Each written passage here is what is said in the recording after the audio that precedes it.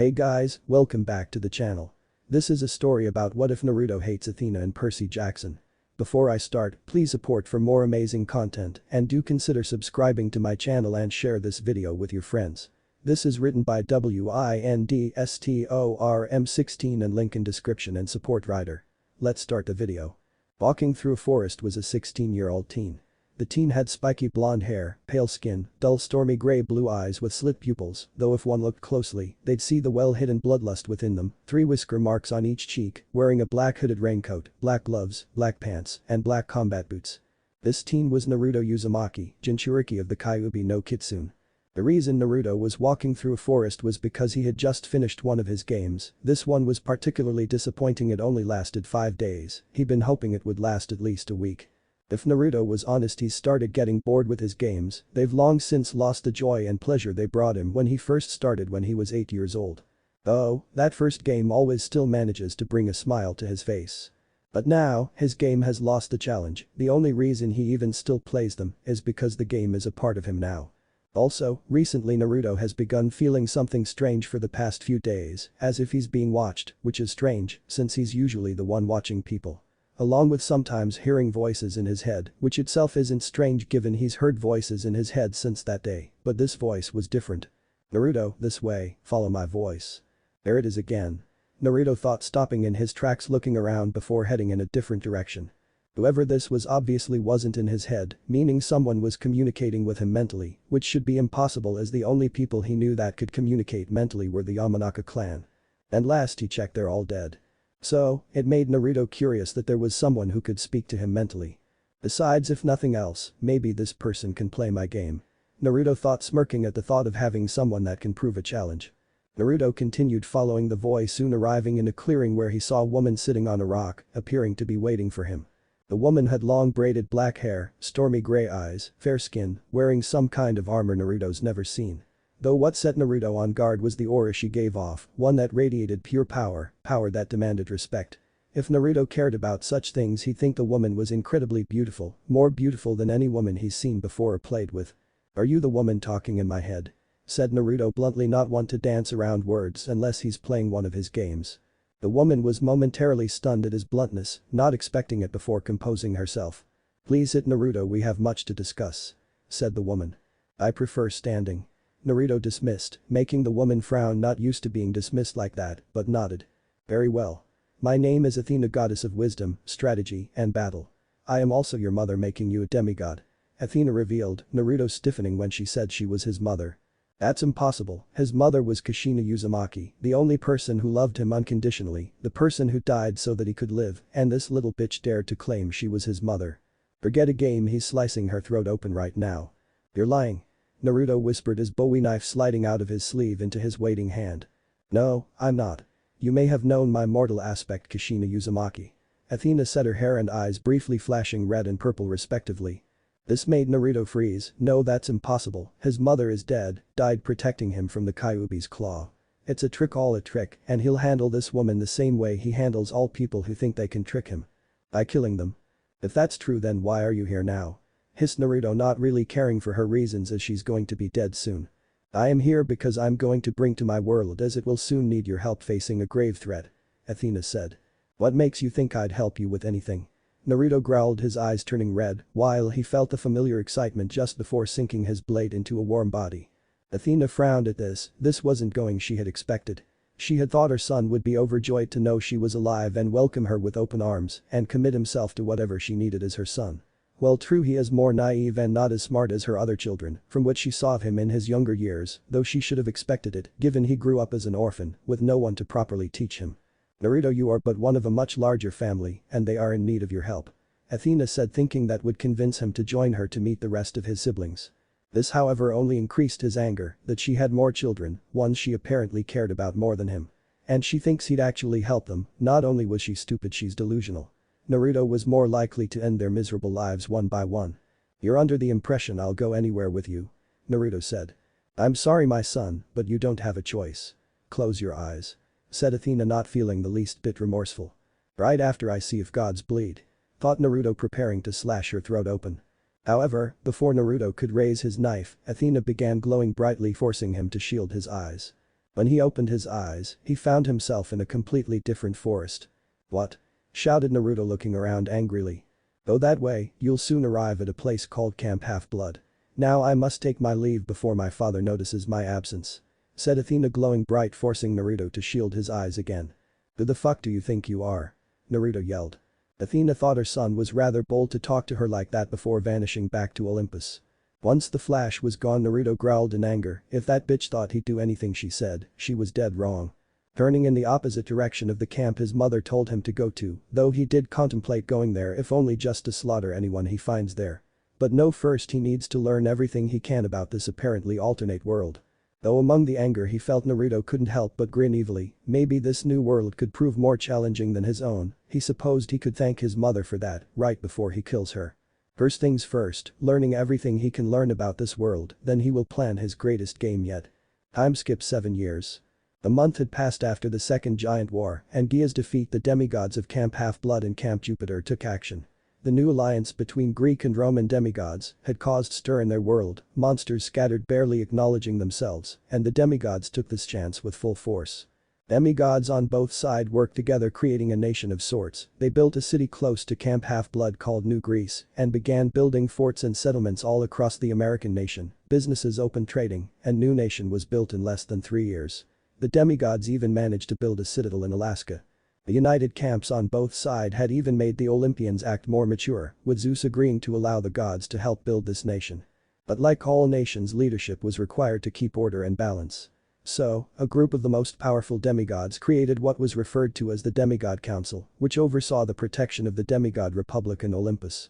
The council was made up of the most powerful and elder demigods alive, including Percy Jackson, Jason Grace, Annabeth Chase, Piper McLean, Leo Valdez, Frank Zhang, Hazel Levesque, Thalia Grace, Reina Arellano, Nico D'Angelo, and the eldest, and some considered best demigods, Kai Jin and Master Ambrose. The council, though didn't make the laws or rules, merely upheld them. That duty was still held by the gods, with Hermes delivering any updates to the council. Ever since the Republic was formed, things have been going very well for all demigods, with the gods and demigods calling it their golden age. With the council doing an excellent job in keeping the peace and order. That is until recently. Recently several demigod settlements have been hit with a string of strange murders. Normally this wouldn't be cause for concern, with most thinking it was just some monsters brave enough to attack and killing a few demigods before being sent back to the underworld. That is if the cause of death were caused by monsters. When all the bodies were found, it showed the wounds were caused by a weapon, a knife to be specific, no by claws, teeth, or even being torn apart. So, whoever was doing the killings was not a monster. At first the council didn't get involved, believing the militia of the first attacked settlement could handle it, that is until they found 5 more bodies all in different settlements. With this the council got more involved investigating the killings themselves. At first, they'd find 2 or 3 bodies a week, then they started finding 8, then 12, until after 2 months they had found 75 dead demigods all in several different settlements, all either Roman or Greek. The council had no choice but announce that there was a serial killer on the loose. This of course bred fear throughout the Republic, causing the council to enact their emergency powers. The emergency powers were given to the council by the gods to use in times of war or great crises. The council enacted a curfew to all settlements, making sure all demigods travel in at least groups of 3, and with having ways to quickly call for help or report suspicious activities. Currently the council was gathered in the temple having been designed by Annabeth with the help of Athena and Zeus. The temple had several rooms, the first being the war room to plan attacks and defenses, which was never used given monsters no longer attack demigods. The library and archives, possessing all the books from both Greek and Roman libraries, the training rooms for young demigods with different classes depending on what they'll train to be, whether fighters, healers, builders, or communicators. The hangar where Leo and other children of Hephaestus and Vulcan build jets, airplanes, and boats for easier transport of demigods. Finally, was the council room, a large circular room with 12 chairs surrounding a large table, each chair designed for a specific council member. I's seat was a mix of old Roman stones, along with symbols of the Chinese language, as well as symbols of animals engraved into it. His main symbol on his chair was a katana, showing his mastery with swords and ninja fighting style, as well as samurai mastery.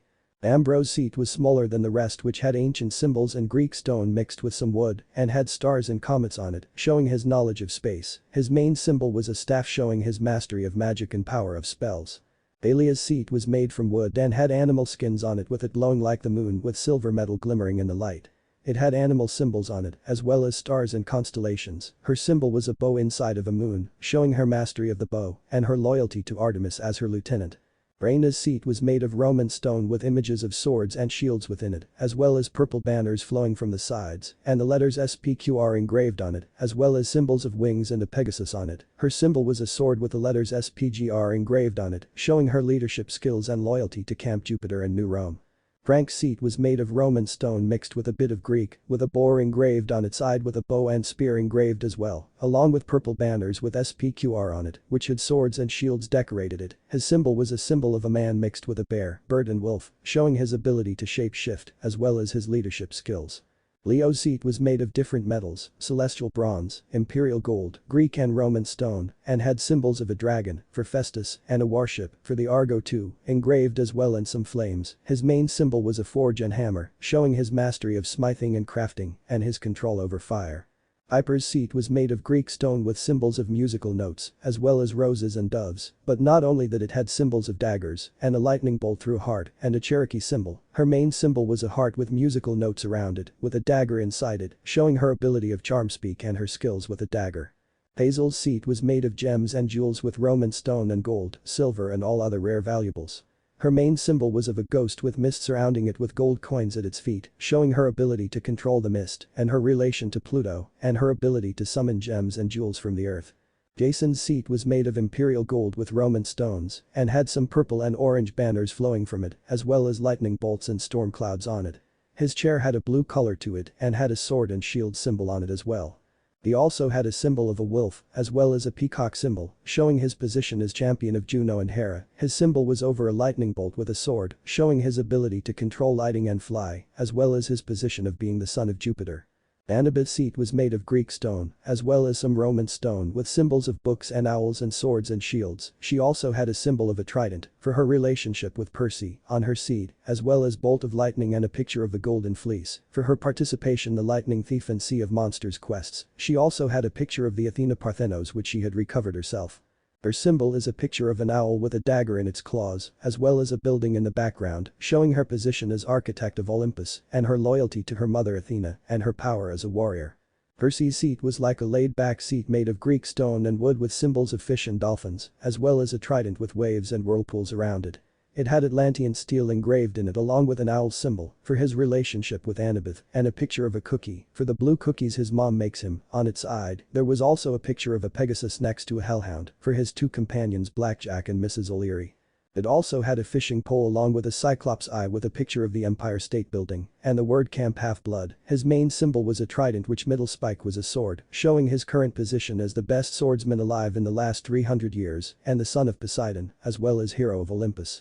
Finally was Niko's seat which was made of black Greek stones with Stygian iron and with pictures of ghosts, shadows, swords and skulls along with skeletons, a picture of a scythe with the helm of darkness and Cerberus with the symbol of a hellhound, the symbol for the Furies. The seat also had bones added to its sides with a seal of Pluto, showing his position as ambassador of Pluto. It also had a picture of a girl with a bow, her hair braided back with the word Sorella underneath it. For his fallen sister Bianca, his main symbol was a skull with shadows around it, with rubies inside the eye sockets, along with a sword through the skull, showing his powers of death and shadows, and as a child of Hades. Currently all 12 council members were present while on the table were files of all the victims of their killer. Most of the bodies were found just lying around, the killer not even bothering to hide them, but there were also some bodies were put up on display in what were public places, as if the killer wanted to show everyone they were particularly proud of these victims. It sickened all of them that someone was this twisted to hang bodies up and display.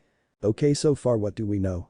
Asked Percy, rubbing his head, as they've been here for hours discussing any connection between the victims, where they were found, and what settlements they lived in. All the victims were found in different settlements, maybe 7 or 8 in each, before there's a break of at least 3 or 4 days before more bodies start dropping again. 65 of the victims were demigods, the other 10 were satyrs or nymphs. 10 were children of Hermes, 15 of Aphrodite or Venus, 5 of Hephaestus, 4 of Ares, 6 of Demeter or Ceres, 10 of Apollo Roman and Greek versions, and 15 are of unknown parentage. Kai said in growl-like voice. Kai was a tall Chinese male with scars all over his body. He had tan skin along with tattoos of dragons and katanas on his body. He had no hair, and one of his eyes was scared from a battle with a hellhound. He always carried his katana wherever he went and wore dark brown monk robes and sat with an air of power and confidence. The council members whose parents were called looked down sadly at the deaths of their siblings. "What about the unknown ones?" asked Hazel. "We do not know, the bodies were too cut up to recognize any defining features," responded Ambrose sadly at all the deaths. Ambrose was small, smaller than a child, but looked old beyond belief.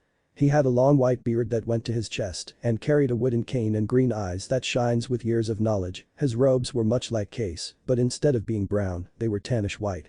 "Thalia, were you or any of the hunters able to pick up any tracks or clues left behind by the killer, anything that could get us a lead on them?" said Jason, looking to his sister, who clenched her fists. "No, whoever this is knows how to cover their tracks and scent," Thalia said in annoyance, finding it insulting none of the hunters could find so much as a clue of who the psycho doing this was. "The only thing left behind is this," said Leo, pointing to a drawing and that's found at all the murder scenes. A picture of a ghoulish mask, drawn in blood. It reminded them all of the ghost face mask, only darker and more organic looking. They all guessed it must be what the killer wore to hide their identity, not like it mattered, as anyone who's seen them doesn't live long to tell anyone, and they've never got so much as a picture. Just who was this maniac? Later. Annabeth groaned as she closed the door to her and Percy's apartment. They had both moved into the city surrounding the temple, as it'd be easier than traveling all the way there. It also helped that there was perfect replica of the college from New Rome built there. The apartment was a decent size for two people, having a kitchen, a living room, a second floor with a bedroom, bathroom, a balcony overlooking the city, a spare room, and a walk-in closet. What? She may not be a daughter of Aphrodite, but she's still a girl who loves clothes shopping. The meeting had lasted another hour before ending. Percy and most of the others decided to stay behind to try to find any connection between the killings. The only other who left were Thalia, Jason, Piper, and Nico. Going upstairs, Annabeth walked into the spare room where a large board with dozens of postings and pictures were put up. This was everything she has managed to collect on the killings, wanting to do her own investigation. There were pictures of all the victims with their godly parent, where they lived, and in the center was a picture with question mark and the word killer over it, along with the mask symbol seen at the crime scenes. "Who are you? Why are you doing this?" thought Annabeth, biting a pen cap. Call it the Athena in her, but Annabeth wanted to solve this crime on her own, if only to find out the killer's reason for it. Annabeth then turned her attention to the wall where pictures of the 15 unknown demigods were hung. This one really had Annabeth's interest, the reason being these 15 demigods were all the ones found put on display. Not only that, but the reason why they couldn't be identified was because there was nothing to identify them by. The fingerprints were cut up beyond recognition, the teeth were pulled out or smashed in, the faces slashed up, all the blood was contaminated with bleach, and the eyes pulled out. Why go through the trouble of making it so these 15 couldn't be identified? What makes them different from the rest? Annabeth thought. She had two theories, the first being the killer had a grudge against these specific demigods and wanted to show it through acts of cruelty. The second was the demigods had the same godly parent and the killer went after their godly mom-dad by going after the children and cut them up so they wouldn't be able to tell whose children they were. Annabeth was cut from her thoughts when she took a closer look at the victims, seeing some similar features. All of them had slight muscular frames, likely from exercising every day, but not like the swimmer build Apollo's children had or the muscle-bound ones of Ares, but enough to show they weren't pushovers. The second was their hair, honey blonde color, the exact same shade as her own, thought Annabeth, grabbing a strand of her hair. And she was sure if they still possessed their eyes they'd be stormy gray. Could it be, Annabeth thought. Before she could continue her train of thought, she heard the front door open. "Percy? I thought you were staying at the temple with the other," Annabeth said, not receiving an answer, confusing her. "Percy?" called Annabeth, still not receiving an answer. Freezing when she heard footsteps downstairs, Annabeth grabbed the bat in the room since she didn't have her knife with her. Slowly going out the room, Annabeth looked around, slowly moving downstairs, looking over the railing, not seeing anything out of place, though she gulped when she saw the front door wide open. Risking it, Annabeth ran down and quickly shut the door and locked it, breathing a sigh of relief. "Ring." "Ah!" screamed Annabeth, looking around before realizing it was her cell phone. Pulling it out, Annabeth saw it was an unknown caller. Confused, Annabeth answered. "Hello?" said Annabeth. "Hello?" "Yes?" Annabeth asked. "Who is this?" Who are you trying to reach?" questioned Annabeth, wondering if this person wasn't all there in the header, one of those weird fans. "What number is this?" "Well, what number are you trying to reach?" "I don't know." "Well, I think you have the wrong number," Annabeth said. "Do I?" "It happens, take it easy," said Annabeth, hanging up. That was weird. Annabeth thought, preparing to go back upstairs. "Ring." "Ah, hello," said Annabeth. "I'm sorry, I guess I dialed the wrong number." "So, would you dial it again?" Annabeth asked. "To apologize." "You're forgiven. Bye now," said Annabeth, really wanting to hang up. Wait, don't hang up. Why? Annabeth questioned, wondering why she hadn't hung up yet. I wanted to talk to you. Well, I'm sure there are numbers for that. See ya. Said Annabeth, hanging up before the person could say anything else, releasing a breath. Ring? Really? Annabeth thought. Hello? Said Annabeth. Why don't you want to talk to me? Who is this? Annabeth asked. You tell me your name, I'll tell you mine. I don't think so. Said Annabeth, now starting to get nervous. Come on, just talk to me, I promise I don't bite. Okay, fine, what do you want to talk about? Annabeth asked. What do you like to watch? I don't Game of Thrones, Scandal, said Annabeth, walking around. How to Get Away with Murder. Yeah, that one's pretty good, I guess. Annabeth said, looking up the stairs. I like a strong female lead. You sound pretty strong yourself. I feel sorry for anyone who tries attacking you. Don't even joke about that. Said Annabeth, not finding it funny with all the killing going on. I'm sorry, what else do you like? Comedy, horror? Definitely not horror, real life is scary enough these days. I barely sleep anymore, muttered Annabeth. You do look tired. This made Annabeth freeze, looking at her phone, starting to get scared. What? Said Annabeth. You sound tired. Annabeth looked around before seeing a window open and walked quickly over to it. Who are you? Annabeth said. Oh, no one important, just a fan. Annabeth pushed the window down and latched it, looking outside. What you should really be asking is, did you just lock me in or out? Annabeth quickly turned around, gripping her knife tightly.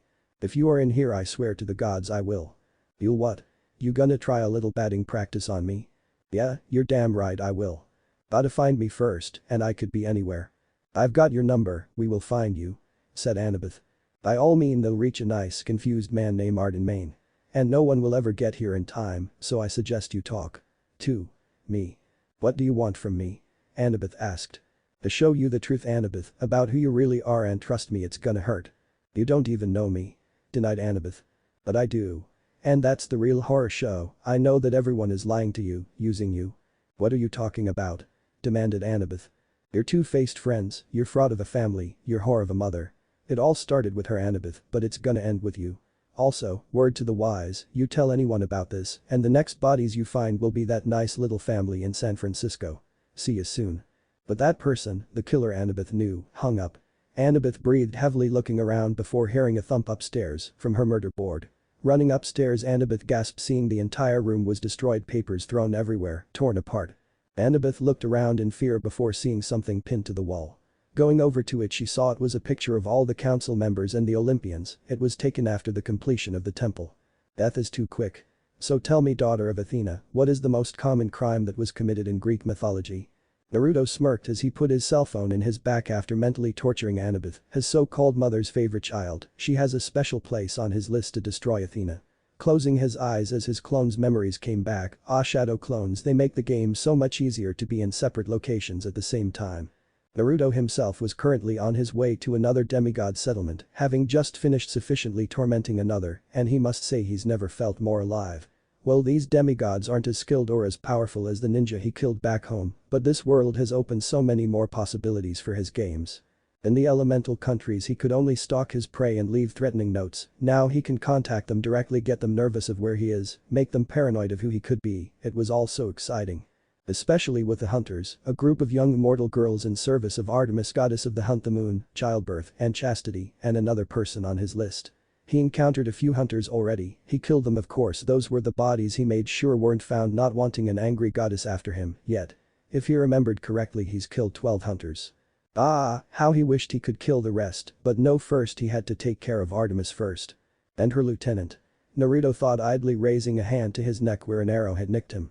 While thinking, Naruto remembered the first kills he made in this world. Flashback. Naruto growled in annoyance, having been walking for nearly an hour, his bitch of a mother, apparently finding it funny to drop him in the middle of a forest at night, just another reason to kill her. Then he heard one of his favorite sounds, as it usually precedes screaming, teenage laughter. Smirking as he flipped his hood up, Naruto went forward, soon finding a campsite with a tent and a dying fire. In the tent he could see two shapes inside. Perfect. Naruto thought, looking down before finding a decent-sized rock. Picking it up, Naruto threw it as a tree, seeing the shapes jump a little at the sudden sound. Naruto was still too far away to hear what they were saying, but did see one of the people in the tent get up and walk out, showing a male teen in just pants, making Naruto roll his eyes. Of course, hormonal teenagers. thought Naruto, beginning to think they just had no survival instincts. "Hello, anyone out there?" the guy shouted. "Yes, yell as loud as you can, not knowing who can hear you." Naruto, though, sarcastically. This time purposefully stepping on a twig, breaking it, Naruto ducked into the shadows as the guy started walking towards with a flashlight in hand. "Anyone there?" said the guy, waving the light around. When he didn't find anything, he shrugged and turned around to head back to the tent. But when he did, he gasped, seeing Naruto standing behind him. Before he could utter another sound, Naruto's knife was buried in his throat. Naruto watched in enjoyment as the boy tried stopping the blood from flowing to save his own life, though Naruto knew it was futile, making sure to hit the carotid artery. He made sure to study up on human anatomy before he committed his first murder, to know what to hit to ensure his victims can call for help. In a few seconds the teen had bled out, making Naruto smirk before turning his attention to the tent where the other was. One down, one to go, Naruto thought. Walking up to the tent, Naruto heard the girl speak, thinking he was her boyfriend. Not responding, Naruto walked around the tent, hearing the girl's heartbeat increase as she moved away from him. Then without warning, Naruto stabbed his still blood-stained knife into the tent, intentionally missing the girl. The effect was instant. The girl screamed bloody murder and scrambled out of the tent, running away. "I love it when they run," said Naruto as he began walking in the direction the girl ran off to. He walked leisurely, not even worried at the chance of the girl escaping, as he'll catch her. Besides, he's found if he keeps up a calm facade, then his victims will be all the more terrified when he finally catches them. Naruto soon found the girl in a large metal contraption on 4 wheels. It vaguely resembled the trucks in Snow Country, only smaller, so he guessed it served the same function. The girl, too busy trying to start the vehicle, never even noticed Naruto move next to it before punching through the window, getting a scream from her. He then wrapped his hand around her throat and began choking the life out her. Naruto stood idly humming as if he wasn't choking someone to death while the girl clawed at his hand. He'd think it was funny if he hadn't dealt with the same thing a few dozen times already. Then he felt a prick on his glove. Looking, he saw the girl tried stabbing his hand with a nail file, which would have worked had his gloves and the rest of his clothes not been lined with protective seals to prevent such things from happening. "Okay, bored now?" thought Naruto, twisting his wrist. Snap. The girl's head went limp in his grasp as he let go. Then flashback. He had afterwards burned the bodies and campsite, not wanting anyone to start hunting down a murderer yet, and took any money off the 2 victims along with the car keys. Then he had made his way to New York after an hour of self-taught driving and created several dozen clones that he sent to the library to learn all he could of the world. In only 3 days he learned the entire history of the world, along with learning Athena was a Greek goddess, meaning the other Greek gods and goddesses were real as well, along with any myths and legends. Naruto also guessed if Greek gods were real, then there must be other pantheons. Then for 7 years Naruto traveled, planned out his game, killed some people, and creating a weapon he could use to permanently kill gods. Now after years of plotting he was finally enacting his plan, and when all's said and done, he will be the last one standing, while all his enemies will be dead at his feet. And Athena will wish she never set foot in the elemental countries. Time skipped 9 days with Annabeth. Annabeth ran through the woods looking around fearfully. All around her she could hear a demonic laughter that followed her, not matter which way she ran. Suddenly she stopped and screamed when she saw Jason and Piper impaled to a tree with a spear. Turning the other way didn't help as she saw Leo's burned corpse on the ground. Next was Reina having been cut apart, Hazel with her heart torn out, Frank's severed head, Nico with his throat slit, Thalia shot full of arrows, and finally the one that hurt the most was Percy with riptide stabbed through his chest. "No, please gods, no." Annabeth begged, backing away from the dead bodies of her friends and boyfriend, tears streaming down her face. Though she soon backed up into someone, making her pale further in fear. Turning shakily, Annabeth gasped when she came face to mask with the killer. Before she could utter a single word, the killer stabbed his knife into her chest. "One by one everyone you care for will die," said the killer before twisting the knife. Suddenly Annabeth gasped, waking up, looking around, finding herself in a plane with Percy looking at her, a worried expression on his face. It was just a dream, no a nightmare. Annabeth thought, her fears not fading, knowing for demigods dreams were never just dreams. Whatever it was, Annabeth knew she had to keep to herself, remembering the killer's warning that if she told anyone about their talk he'd kill her family. "Annabeth, are you alright?" asked Percy, seeing the fear in her eyes. Yeah, fine, seaweed brain, just a bad dream," Annabeth said, Percy nodding slowly. Annabeth then thought of the events of the past 9 days since the killer called her. The council had gotten reports of the most recent killings in the settlement of Anima, a settlement built on the coast of Canada. They had all agreed to send 3 council members to try and find the killer before he leaves, hoping to finally capture or kill him. The members that had been chosen to go were Annabeth, Percy, and Thalia. Thalia was currently in her trying to distract herself from being in a plane, while Percy and Annabeth were simply waiting to land. Soon they all felt the jet land, showing they had arrived, with Thalia running out instantly thankful to be back on solid ground, Percy and Annabeth following at a more sedate pace. Waiting for them was a teen with short blonde hair, lightly tanned skin, blue eyes, wielding a bow and arrow. All three could tell he was a son of Apollo from his looks. "Are you the militia leader?" asked Percy. "That's me, Jake Acosta, son of Apollo," Jake said, holding out his hand, which Percy shook. "So, what can you tell us about the killings?" Thalia questioned after calming her nerves. "It happened about 5 days ago. A few demigods were out jogging when they called in to report a body down by the river. When we got there, we saw it had been cut up pretty bad. The cause of death was several stab marks between the ribs piercing the lungs. The body was also waterlogged, showing the killer had thrown her into the river after killing her. Since then we've had 3 more deaths," said Jake sadly, the 3 council members nodding. "Anything else?" said Annabeth, hoping no one caught her stutter. "Just that there are a lot of demigods terrified of being next," Jake said. "Alright, thank you, Jake. We'll take it from here," said Percy, Jake nodding. "If you need anything else, come by the station or ask one of the patrolling officers," Jake said, waving as he went back to work. "So, what's the plan?" questioned Thalia. "Okay, Thalia, go to where the bodies were found, see if you can pick up a trail. Annabeth, go the motel room and see if you can find somewhere this guy is hiding. I'll ask around, see if anyone's seen anything suspicious," said Percy, both nudging Annabeth more slowly. Soon all 3 parted ways to complete their chose task. But Thalia, after getting the location of where the most recent body was found, luckily found last night so any trail would still be fresh, which had been pinned to a tree. Frowning, Thalia looked around, still seeing blood staining the tree where the body had been, along with the same red mask picture painted on it. Then Thalia noticed something on the ground. Crouching down, Thalia wiped away some dirt holding up her fingers, finding them stained with blood. Looking forward, she saw drag marks on the ground, as if something was dragged across the ground. It looked like someone tried covering them in a hurry. So, they weren't killed here, the killer took their body here, or maybe somewhere else, but didn't make it and had to ditch the body. Only question is, why take the body anywhere? Thalia thought, since from the autopsy reports, none of the bodies were cut up beyond recognition or mutilated. So why would the killer bother moving the body? Pushing those thoughts back for now, Thalia got up and began following the drag marks, likely to where the demigod had been killed, and hopefully something she can use to track the killer. Though as she walked through the woods, Thalia couldn't shake the feeling she was being followed. Grabbing her bow and knocking an arrow just in case, Thalia looked around for any movement when something strange happened. Where'd this mist come from? Thought Thalia as she saw a cloud of mist appear from seemingly nowhere. Snap. Whirling around, Thalia aimed her arrow where she heard a twig break but saw nothing. Then she saw something move from the corner of her and instantly turned, releasing the arrow, only to hear it hit a tree. Quickly drawing another arrow, Thalia looked around, now hearing someone running through the mist, but she couldn't see them. Gulping, Thalia started to feel nervous. Usually if she was hunting monsters, it was easy knowing where they were and how they acted, but this was a completely different type of monster. "Alright, asshole, you've had your fun now, how about you come out before I fill you full of holes?" shouted Thalia when she heard a whoosh of air before she hissed in pain. Raising her hand to her cheek, Thalia felt blood trickling down from the cut, making her pale a little. Looking, she saw the cause of the attack was a knife with a strange design with a ring at the base of the hilt, a kunai Thalia thought it was called. Now Thalia started getting scared, beginning to realize just what kind of lunatic she was dealing with. This was all a game to him. Putting her bow away, Thalia drew her hunting knives, which sparked with electricity. "Hey. Why don't you come out and fight instead of hiding like a coward? Unless you're scared, fight me head on," taunted Thalia, hoping that'd lure the killer out. It worked as Thalia felt a presence behind her. Quickly turning, Thalia came face to mask with the killer, making her gasp. Before she could utter a word, the killer grabbed her by the throat, lifting her into the air. Gasping her air, Thalia dropped one of her knives, grabbing the killer's arm around her throat in attempt to pry their hand off, while said killer merely tilted his head. In an effort to make them let go, Thalia stabbed her other knife into the killer's arm, making sure to charge it with electricity.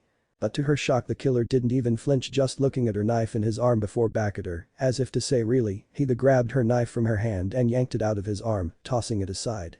"What the hell are you?" Thalia gasped. In response, the killer smashed her head against a tree, knocking the hunter out. But Annabeth sat in the motel room looking over various maps of Anima for anywhere the killer might be hiding. The only places she could guess was in the forest or in the warehouse district by the docks. Though if Annabeth was honest with herself, she'd rather be back in the temple where she felt at least somewhat safe. Now out here in the open where the killer was, she felt exposed, as if she's being constantly watched. Annabeth jumped a little when her phone rang, making her look at it in fear, before shakily grabbing it, seeing it was unknown caller. "What do you want?" said Annabeth. "Ah, what's the matter, you don't sound happy to hear from me. And here I thought you came all the way here to see me, that really hurts Annie. Careful, hurt my feelings, I may just have to hurt your little hunter friend." Those words made Annabeth freeze in horror, the killer had Thalia. "Where is she?" Annabeth demanded, afraid of what he'd do to her friend. "She's safe for now. And if you want her to keep being safe, I'm gonna need to do a little something for me." "How do I even know you really have her?" said Annabeth, hoping the killer was bluffing about having Thalia. In response, her phone beeped, showing the killer sent her a message. Looking, Annabeth saw it had an attachment. Opening it, showing it was a GIF, Annabeth gasped in fear, seeing Thalia unconscious on the ground while the killer stood over her waving at the camera while the words "hunter turned hunted" flashed in red. "Believe me now." Alright, just please don't hurt her," pleaded Annabeth, not wanting her friend to die. "I won't, just as long as you do what I say." Annabeth took a shaky breath. She had two choices, the first being to not do what the killer says and Thalia dies, or do what he says and Thalia stays safe. "Swear on sticks you won't hurt her," said Annabeth. "I swear on the river Styx I will not kill Thalia Grace, as long as you complete my task I give you to the letter." Thunder rumbled in the sky, showing the oath was made. "What do you want me to do?" asked Annabeth. "There's a good girl. Now here's what you need to do, at precisely midnight go down to the docks to warehouse 9, inside you'll find a package, you're gonna open it and find 2 items and a note inside, the note will have further instructions." "That's it?" said Annabeth, having expected more disturbing. "That's it. And after you let Thalia go," Annabeth said, wanting to make sure her friend will be set free after. "The little hunter will be returned alive. Talk to you later, Annie." But that the killer hung up while Annabeth tried desperately to calm her rapidly beating heart. The killer had Thalia and now she had to do what he said or Thalia would pay the price. Later midnight. Naruto stood idly watching warehouse, waiting for Annabeth to show up, pulling out one of his burner phones, dialing a number and waiting for the person to pick up. "Acosta. Hi, yes, I'd like to report some suspicious activity down by the warehouse district," said Naruto, making sure to disguise his voice. "What kind of suspicious activity?" "I saw a person sneaking into a warehouse, not sure which one, they seemed to be dragging large bundles inside with them," Naruto replied with a smirk. "Alright, stay right where you are, the militia will be there soon to get a full report." "Better hurry, I see them coming back," said Naruto, hanging up and throwing the phone away while seeing Annabeth enter warehouse 9. With Annabeth. Annabeth breathed deeply as she entered the warehouse, finding it completely dark, aside from a single light bulb shining down on a brown package on the ground. Walking up to the package, Annabeth picked it up and opened it up, paling when she saw a bloody knife and the killer's mask inside, along with the note. Grabbing the note, Annabeth unfolded it, seeing what it said. "Put me on. Pick me up." Gulping, seeing what the killer wanted, Annabeth grabbed the mask, sliding it on over her face before picking up the knife. "Alright, now what?" muttered Annabeth, feeling dirty wearing this mask. Then she noticed something else in the box. Looking, she saw more writing. "Smile for the camera." For a moment Annabeth was confused before her eyes widened in realization.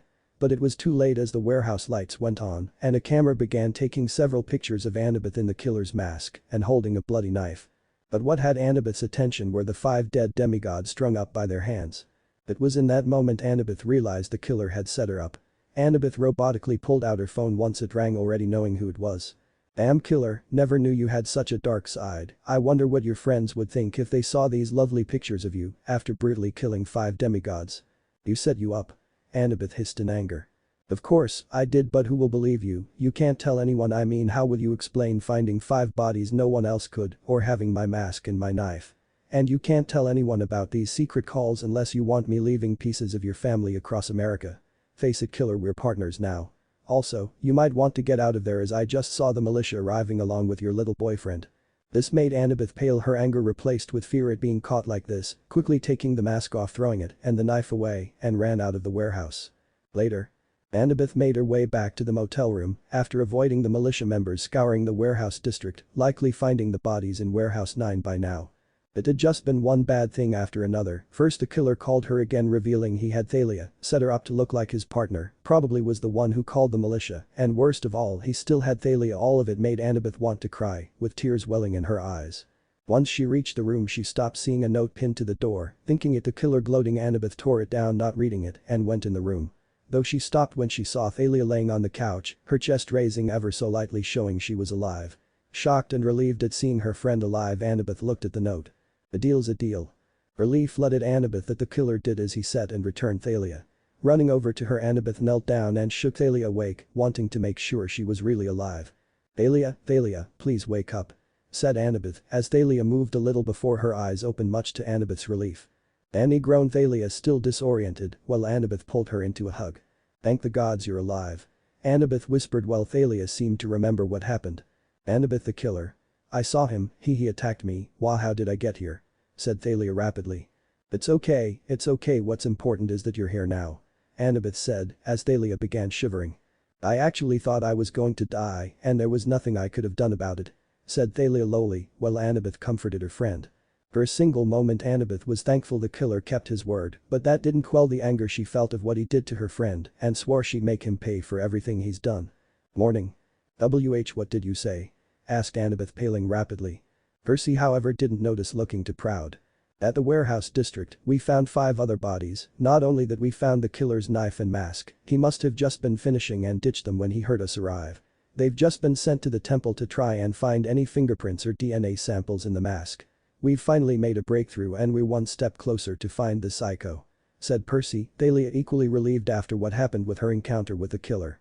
The only one not relieved was Annabeth, knowing for a fact that the only fingerprints and DNA that will be found on the knife and mask will be hers. In her haste to escape the warehouse she had foolishly dropped the mask and knife, now they're on the way to the temple. That's great, Percy, does that mean we'll be going back as well?"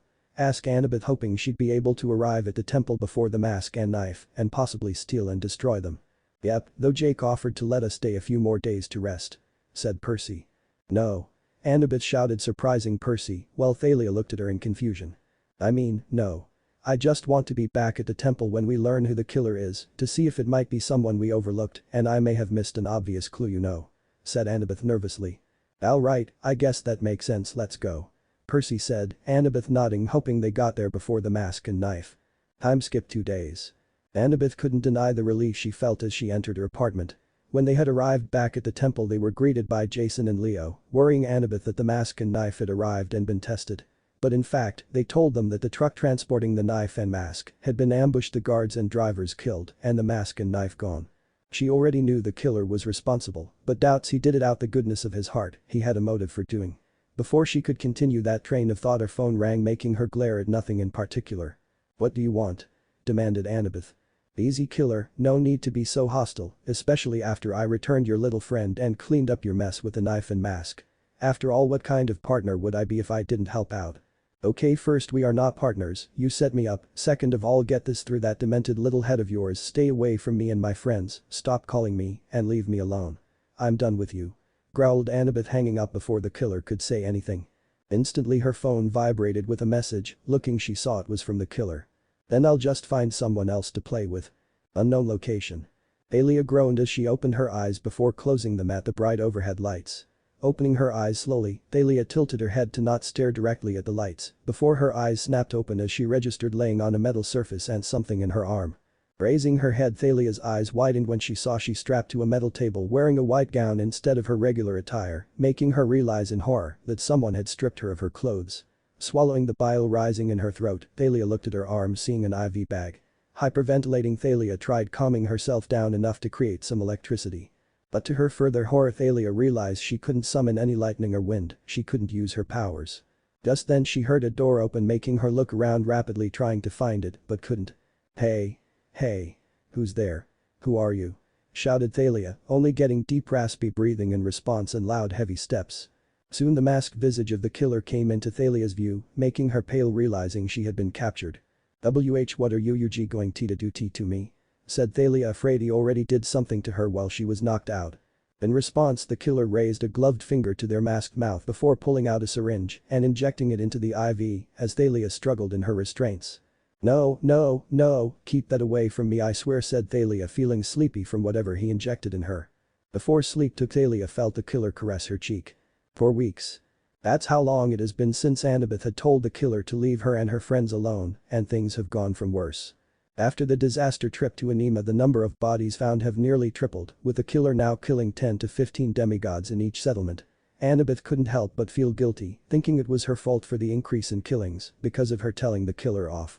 Not only that, but with the increase in killings the council started holding more sessions. Not all of them were mandatory for attendance, which Annabeth was thankful for, but Percy went to all the meetings and often stayed longer with the others to try and locate the killer, making it so they were lucky to see each other more than 3 times a week outside of meetings. The only good thing Annabeth could see that came from the anima trip was that she and Thalia spent more time together, which the daughter of Athena was thankful for as they haven't had much time together after Gaia's defeat, with Annabeth designing the temple and Thalia as Artemis's lieutenant. But after being held captive by the killer, Thalia has spent more time near the temple than at the hunter's camp, leaving one of the more experienced and older hunters in charge, while Artemis was gone. Annabeth only wished it didn't require one of them to be kidnapped by a deranged killer to reconnect. Though another thing Annabeth noticed is for the past week they haven't gotten any reports on new killings, which strange as the killer has never gone more than a few days in his killings. Annabeth shook those thoughts for now, continuing her way to the temple for another meeting, one of the few she now attends recently. Though as she got closer she saw a large crowd in front of the temple. As she got closer Annabeth became more curious, what could be so interesting to draw such a large crowd? Moving her way through the crowd Annabeth soon made her way to the front and when she saw what everyone was staring, she gasped covering her mouth in shock. In the front of the temple were 14 pillars, each bearing the likeness of one of the Olympians, as a show of gratitude for their help in building the demigod nation. But now each of the statues, each twice the size of the Athena Parthenos at 80 feet tall, had been desecrated.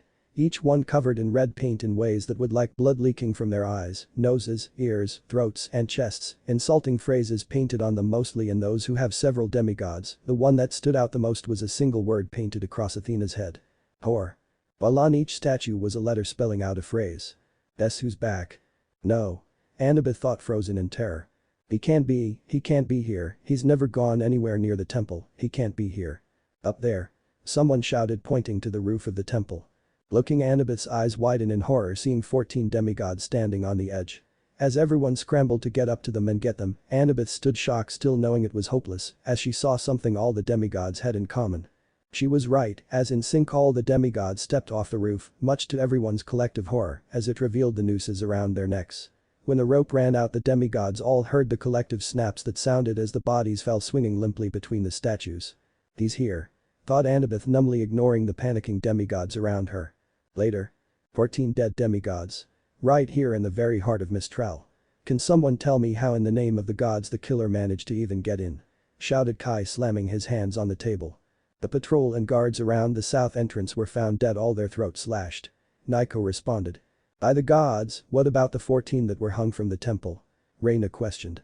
We're not sure who they are yet, but from matching facial features we can safely say they were all children of Athena.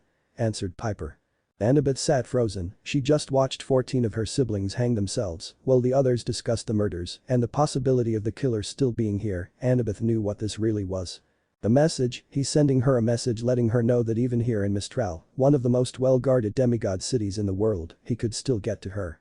She could have easily been one of the demigods on the temple roof, and Annabeth hated herself for feeling relief that it wasn't her. The curfew be put in place and everyone staying indoors until we're certain the killer's no longer in Mistral. Finished Jason, while Annabeth only heard. Okay, so who will stay here in the temple, who will go out to search for the killer? Any volunteers? Said Percy, looking around. I'll stay in the temple. Annabeth said, instantly not wanting to risk running into the killer. So will I, said Thalia. Me too. Piper added. And me. Said Hazel. Count me in. Offered Leo. I too will stay. Said Ambrose. Alright, so, Jason, Nico, Kai, Reyna, Frank, and me will go out and try to find the killer. Said Percy, everyone nodding before heading off to prepare. Later night with Kai. Kai walked through the northern district of Mistral, keeping his head on a swivel and a hand gripping his katana, ready to draw it at even the slightest sound.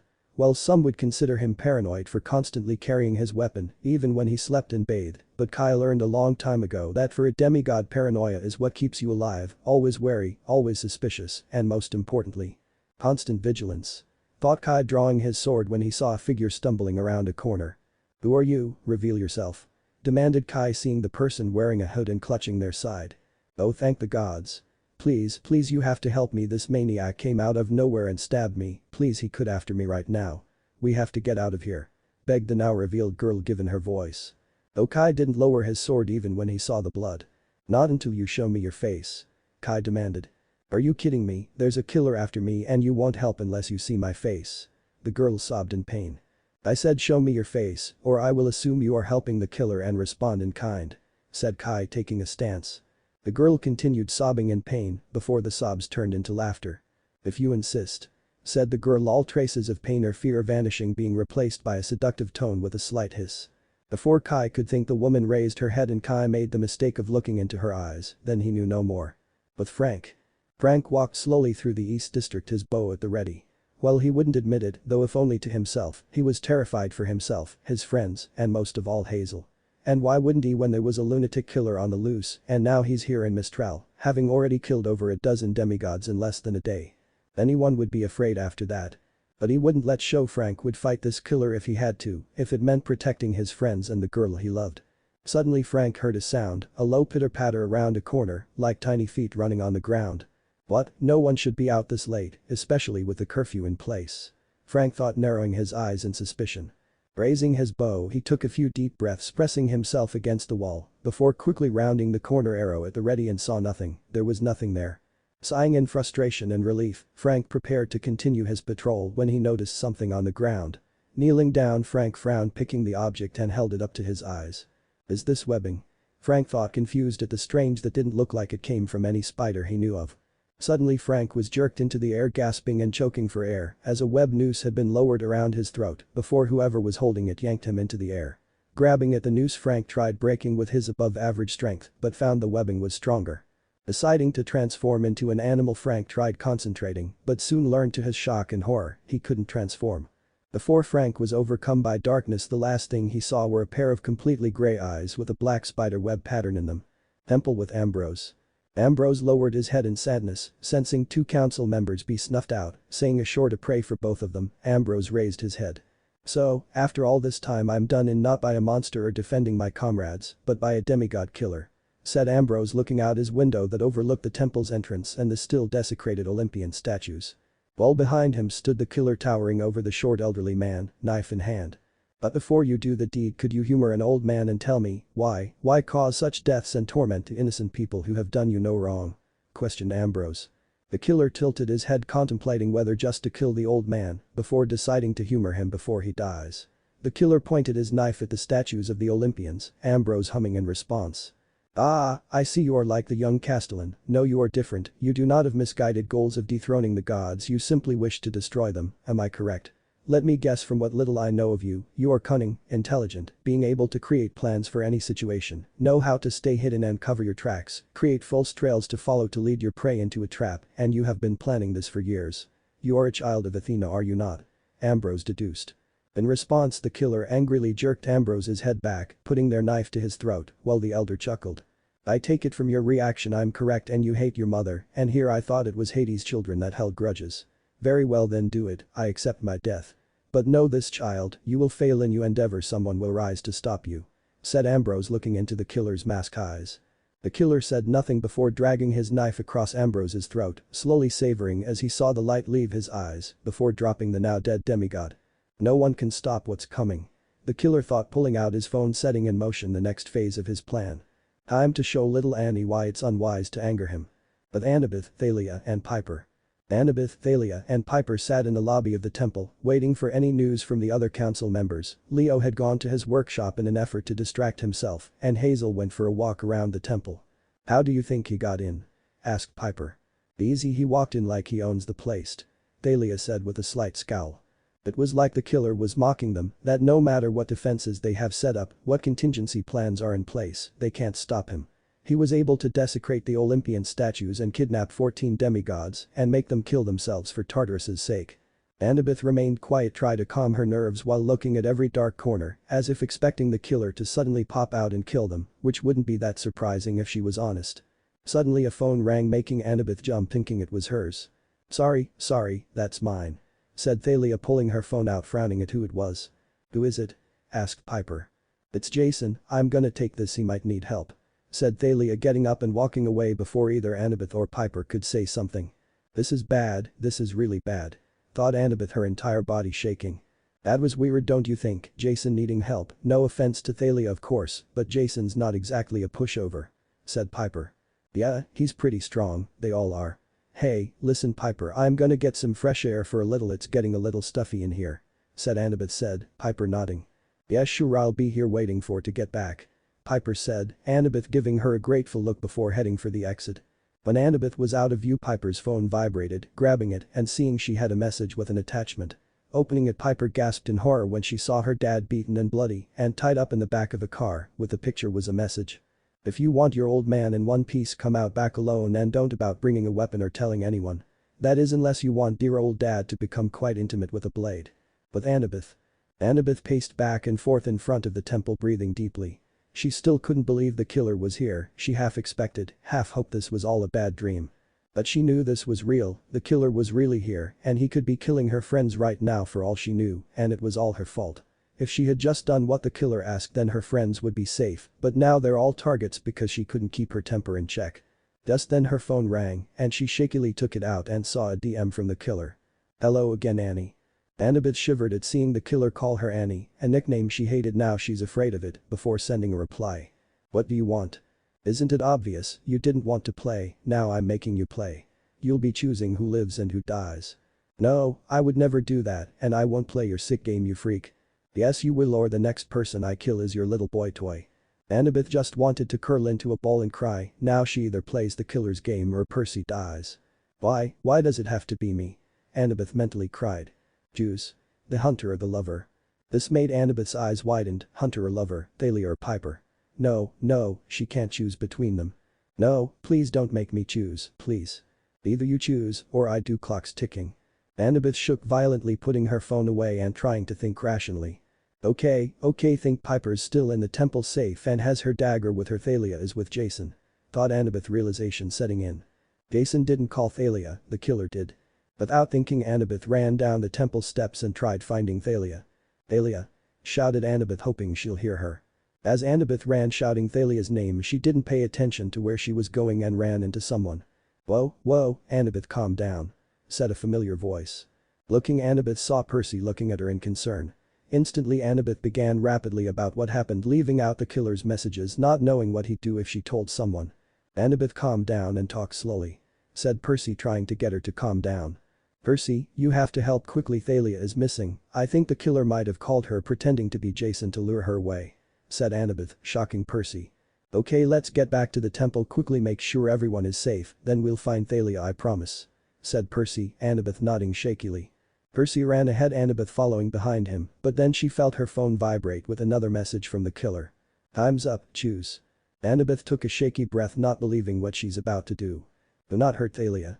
For a moment he didn't respond, making Annabeth think she failed before she got a response. "As you wish." This lifted a little weight off Annabeth before realizing they had to hurry back to the temple to save Piper. With Piper had hurried to the back of the temple looking around for her dad before spotting a black car a short distance away. "Dad?" said Piper, running up to the car and tried looking through the tinted window but couldn't see in the car. Pulling out her phone, she sent a message to the killer. "I'm here, where's my dad and where are you?" "Right here." Hearing something, Piper whirls around, seeing the killer standing behind her. The killer hits Piper across the face as the demigod rights herself, backing away in fear before turning to run. "Help. Somebody help," screamed Piper, hoping someone would hear her while the killer slowly stalks after her. Running down an alley, Piper reaches a locked gate to hide to get over. Looking, she pales in fear seeing the killer approaching her, his knife clanging against the fence posts. "SST, stay, be back," said Piper, attempting to use her charm speak, but the killer kept coming towards her. I said stay back," Piper repeated in a stronger voice as the killer didn't stop. "I said stay back, do not come any closer," ordered Piper, the killer not affected. Desperate to escape, Piper runs to an escape ladder and begins climbing it, the killer now hot on her trail after shaking off the charm speak. Piper continues climbing when she whimpers in pain when the killer plunged his knife into her lower back before pulling it out and stabbing her again. Finally, the killer slashes the back of her leg, which hits a major artery, causing Piper to shriek in pain. Piper manages to climb to the roof and falls to her knees, gripping her leg as blood spurts out of the slash. Trying to stand up, Piper fell down again, sobbing in pain, crawling away before stopping at a skylight. Pulling out her phone, Piper tried calling for help. "Piper, what is it, what's wrong?" "Hey Jason, he's he here, the killer, the temple, he here," gasped Piper. "What? Are you alright? I'll be right there." "Da Jason, yo you have to stop him, PL please," Piper begged. "Don't talk like that, I'll be there soon and you'll be alright." "Da Jason, I love you," said Piper weakly. "No Piper. You have to stay awake, gods damn it, why can't I fly?" Jason, Piper whispered, dropping her phone. Piper. With Annabeth and Percy burst into the temple looking around for anyone. "I'll find the others, stay here," said Percy, running off. Pulling out her phone, Annabeth dialed Piper. Pick up, please pick up," Annabeth mentally begged before hearing something. Looking around, Annabeth recognized it as Piper's ringtone, trying to find the source before feeling something drip on her face. Raising a hand, Annabeth felt something warm and sticky on her face. Looking, she was horrified finding it was blood. Looking up, Annabeth's fear shot through the roof, seeing a body lying on the roof. "Piper!" shouted Annabeth, running out and getting up to the roof. When she got up to the roof, Annabeth covered her mouth, choking on a sob when she saw a trail of blood leading to Piper's motionless body. "No, no, no," begged Annabeth, slowly approaching the body, seeing Piper's lifeless eyes. I'm so sorry, I didn't mean to choose, I didn't mean to," Annabeth cried, falling to her knees. Though she then heard something hit the roof, looking she saw it was packaged with a note. "Thought you might like something to remember me by." Looking in the box, Annabeth felt a new wave of tears hit when she saw it was the knife and mask the killer tricked her into using. Time skip 5 days. Annabeth laid curled up on her bed, a blank look on her tear-stained face. 5 days have passed since Piper, Ambrose, Kai's, and Frank's death. They had found Ambrose with his throat slit, Kai turned to stone, and Frank hung with spiderweb, his fire stick shoved through his chest. In a single night, 4 council members and 4 of the strongest demigods alive were dead. And not only did they have killer on the loose, they were working with Medusa and Arachne. If Kai turned to stone and Frank hung in spiderwebs was anything to go by. Everyone was hurt by their deaths, Hazel and Jason taking it the hardest, with it being their boyfriend and girlfriend, respectively, who were killed, with Nico and Thalia being there for their siblings. But Annabeth felt the worst, knowing it was her fault they were dead, though logically she knew there was nothing she could have done to save them. She did know she was responsible for Piper's death, she had choice, and now she had to live with the consequences. Sitting on the bedside table was the mask and knife the killer had left her. Annabeth didn't worry about anyone seeing them, as she had locked herself in her room, not letting anyone in, wanting to be alone. Annabeth glanced at the mask, seeing its empty, misshapen black eyes staring at her, mocking her. "This is your fault," muttered Annabeth, glaring at the mask. As Annabeth tried destroying the mask with her glare, she couldn't help but notice something written on the leather straps. Grabbing the mask, Annabeth looked at the strap, seeing strange black symbols on it. Running her thumb across them, Annabeth wondered if they were magical in origin. Though her thoughts were cut short when she hissed at feeling a cut on her finger, drawing blood. The blood dripped on the markings, causing them to glow before releasing a puff of smoke. Coughing, Annabeth waved the smoke away, seeing that a book was now sitting on her lap. But not just any book, a demigod book that had pictures of every demigod from Camp Half-Blood and Camp Jupiter, like a yearbook. What, were those some kind of seal? Wondered Annabeth before setting the mask down and grabbing the book. Opening the book, Annabeth noticed some pictures were cut out, the killer's victims, she realized. As she looked, Annabeth felt sick seeing how many pictures were missing for each demigod that was killed, choking a little when she got to Piper and Frank's page. But she saw her own picture was scratched out along with words written in red. "Answers lie where the mask was made." Where the mask was made, Annabeth thought, grabbing the mask. Looking it over for anything else, she soon found a label on the inside. "Pinoha Hospital Surgery Mask," muttered Annabeth in realization. She had thought the mask was familiar, at least in design and material. It was a surgery mask. Specially designed masks made for help who undergo multiple facial surgeries that help keep their faces from falling apart. If what the message said was true, the answers she wanted would be found at this hospital. Of course, it could also be a trap. But that was a risk Annabeth was willing to take if it meant finding the answers she needed. One way or another, Annabeth would get her answers. Thalia jolted awake when she heard the door creak open, showing that the killer was back. Straining her neck to try and see where he was, but he stayed out of her limited line of sight, but she could still hear his footsteps. "Alright, asshole, you've had your fun, now let me out so I can kick your ass," shouted Thalia, putting on a brave front and glaring at what she hoped was the killer's direction. Though truthfully Thalia was terrified, she didn't have her weapons, she couldn't use her abilities, and she was currently held captive by a deranged killer. She didn't even know how long she'd been locked up, without any clock or windows to see outside, only the cold metal walls of the room. It terrified Thalia even more than when she was trapped in her tree. At least then she knew she was at Camp Half-Blood with her friends close by, but now she didn't know where she was, and well and truly alone. Thalia screamed a little and jumped, or would if she wasn't restrained, when the killer slammed his hands down on either side of her head, his masked visage hovering over her. After a moment of staring at her, he patted her cheek and moved away. Thalia then heard something rolling along the floor before stopping beside the table she was on. Thalia's eyes widened, and she paled when she saw a cart filled with different type bladed tools, syringes, and bottled with clear liquids inside. Before she could even think of what he'll do with those, the killer tossed something on the cart, and Thalia was surprised when she saw it was his mask. This could be her chance to see who the killer was, and if she could escape she'd be able to get back to her friends and tell them. Thalia watched as the killer came into her view, and she finally saw what he looked like. Spiky sunny blonde hair, pale skin, 3 jagged whisker marks on each cheek, and grey-blue eyes with slit pupils. If the situation was different and they met before Thalia joined the hunt, she'd admit he was handsome in an animalistic way with the whiskers and slut pupils. Ah, feels good to get that thing off, gets hard to breathe after a while. The killer commented before sorting through his tools. For a moment nothing was said, Thalia staring at the killer thinking if she's ever seen him before, and said killer deciding which tool to pick. Though the silence ended when Thalia spoke. "You're a demigod, aren't you?" stated Thalia, now seeing familiar features, namely the blonde hair and grey eyes. "That obvious, huh? Never really understood why Athena's children were all blonde when the bitch herself has black hair. Well, one could argue they inherit the blonde from the father. What if the father isn't blonde? I just find it strange. But yes, I am a demigod sadly," said the killer, grabbing a syringe and a small bottle, the contents he put into the syringe. What is that?" Thalia questioned, more than a little terrified. "Did you know that baby rattlesnakes are more dangerous than adults? It's because they haven't learned to control how much venom they secrete," said the killer, avoiding the question, with Thalia now uneasy of what he's likely going to inject into her. "I remember when I learned that, it was actually a dual learning session. It was 5 months after my 4th birthday. I had met a woman, never really knew her, only seeing her a few times around the village, but those few times I knew she was like me, hated and alone, something to do with her former master being a traitor. When I met her I vaguely remember feeling something akin to happiness, to have finally met someone like me, but you see there was a difference between us. Well, she hated for being associated with her former master, I was hated simply for existing. Another was that she had people who cared for her. Well, I had no one, but you know how humans can be, they're selfish petty creatures that only care about their own interests. So, tell me Thalia, what would you do to get people to stop hating you?" asked the killer, Thalia remaining silent, unsure if what the guy was saying was true. "No answer." "Well, I'll tell you, you simply attack someone that everyone hates more than you. That she did to me. She approached me under the guise of being my friend, I still being a naive child starved for affection accepted. In return she knocked me unconscious, tied me up, and threw me into a snake pit filled with hundreds of venomous serpents, all while she and dozens of villagers laughed at my pain as the snakes bit me, injecting their venom into my blood. It took me 6 hours to untie myself and another 7 to climb out. I broke my fingernails off climbing out and 5 of my ribs from falling back in," the killer said.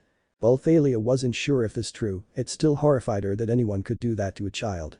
"You know what that experience taught me? For one is that snakes are useful creatures, especially the venomous kind. The second was that the only person I could trust was myself.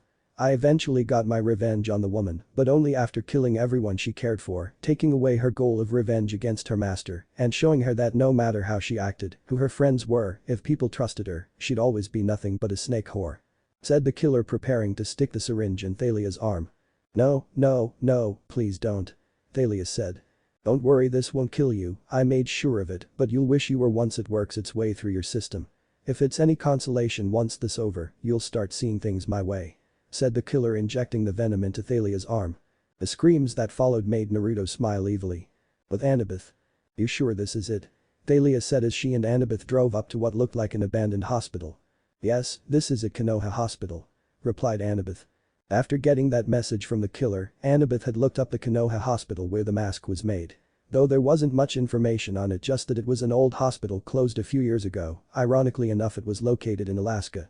After getting a location, Annabeth had gone to Thalia telling her about the message, wanting to come with her, not wanting to risk running into the killer alone. Thalia agreed, wanting to get her own payback on the killer for when he jumped her. So, Annabeth and Thalia had snuck away to go to the hospital, and now here they were.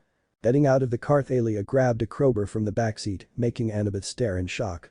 What's that for?" asked Annabeth. "Well, a bow or spear wouldn't really work in narrow hallways, and last time I met that masked freak he apparently can shrug off being stabbed, so I'm going a little old school," Thalia said. "You wouldn't happen to have anything else, would you?" said Annabeth as Thalia smirked. "Got you covered here," said Thalia, handing her a stun gun. "Do you want to know why you have a stun gun?" Annabeth said. "Probably not." "So, ready?" questioned Thalia, Annabeth nodding slowly. "As I'll ever be," Annabeth replied. But that both girls entered the abandoned hospital, unaware that someone was watching them. "This place is huge," said Annabeth, surprised. "Maybe we should split up," Thalia offered, Annabeth shoving her a little in response. "Hey, that's not even remotely funny," said Annabeth. "Just a suggestion," defended Thalia. "A bad one," Annabeth said. "Just messing with you," said Thalia. They continued their search, walking down the hallway before looking down, seeing a trail of dried blood on the floor. "Oh gods," muttered Annabeth. "It keeps going," Thalia said, seeing the trail go past a door. Following the trail, Annabeth flinching when she heard a rattling noise. When they stood in front of the door, they saw the killer's mask symbol painted on the door. "He's been here," said Annabeth. "What do you want to do?" Thalia questioned, Annabeth breathing in deeply. "I want to find that son of a bitch," Annabeth replied. "Me too," said Thalia. They pushed past the door, seeing a blood-stained tarp. Moving the tarp aside, they saw more tarp hung up blocking the room. Pushing past the tarps, they stopped, seeing something covered by a blood-stained sheet, flies buzzing around it. Moving around it, they traded looks before nodding, and Thalia tore the sheet. Under the sheet they saw a headless snake and a cut-open owl corpse. "Oh, gods, that's disgusting," Thalia said, covering her mouth, before Annabeth noticed something. "The heart's gone," said Annabeth, seeing the heart missing, while Thalia looked at her strangely. "So's the head," stated Thalia, motioning to where head should be. "Ugh, help me find the lights," Thalia said, looking away from the corpses. Looking, Annabeth found a light switch behind her. Flipping caused the screens lining the walls to hum to life, showing off several X-rays. "What the hell are these?" said Thalia. "They look like X-rays for a patient," Annabeth replied, looking at a few. "I can see that, I mean, why are they here? Wouldn't they have been taken when the hospital closed or something?" Thalia clarified, as Annabeth examined the X-rays, finding the name of whose they were scratched out, while taking a few pictures to look at later. "Yeah, you're right.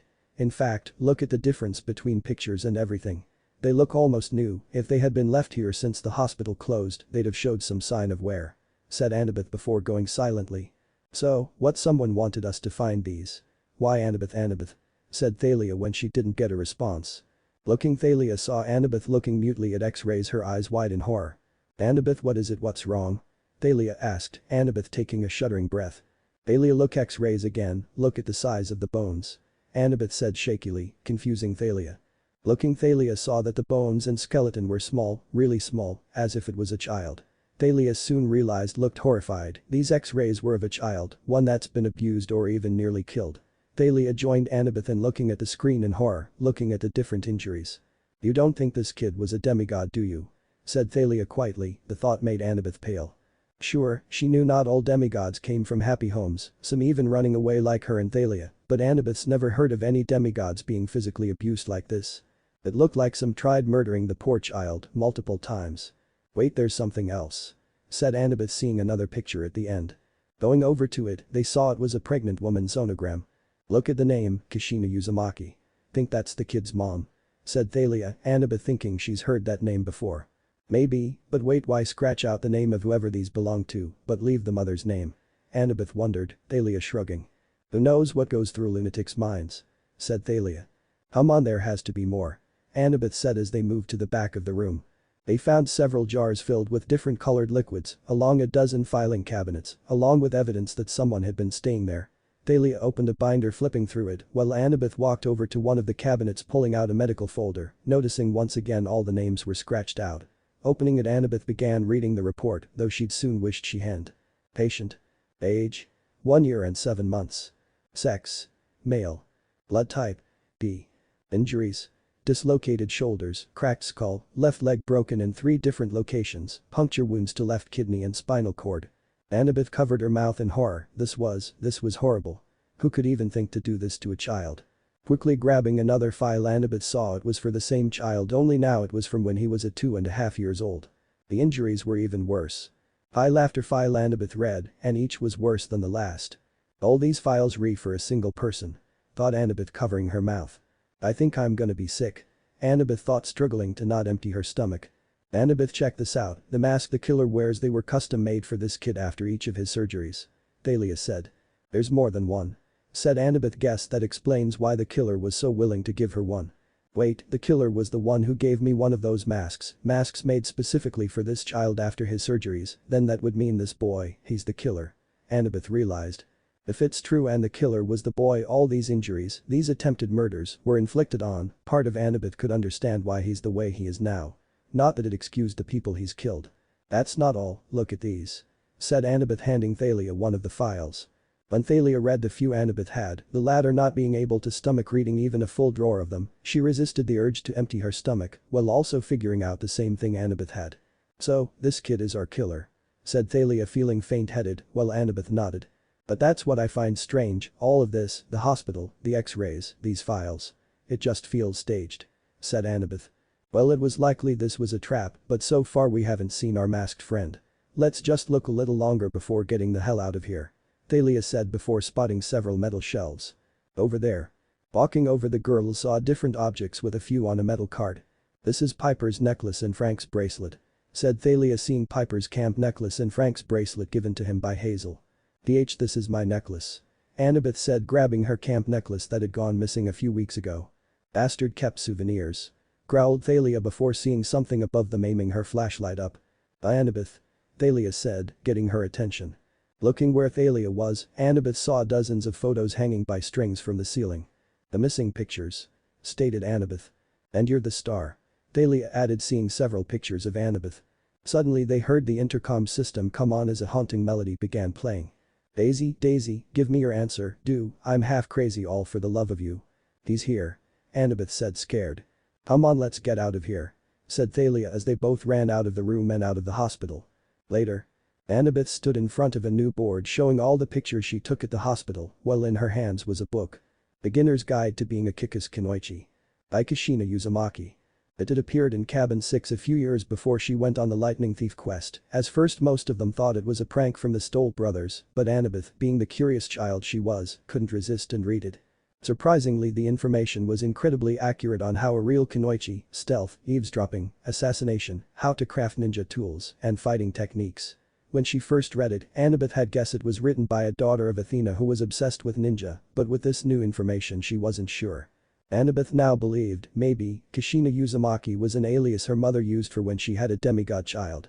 But that wouldn't explain the sonogram, as her mother was a virgin goddess and didn't have children the traditional way. Right? All of this only left Annabeth with more questions than answers. All she knew for a fact was that the killer was abused and nearly killed on several occasions as a child, and something truly bad must have happened to cause him to finally snap and become a killer.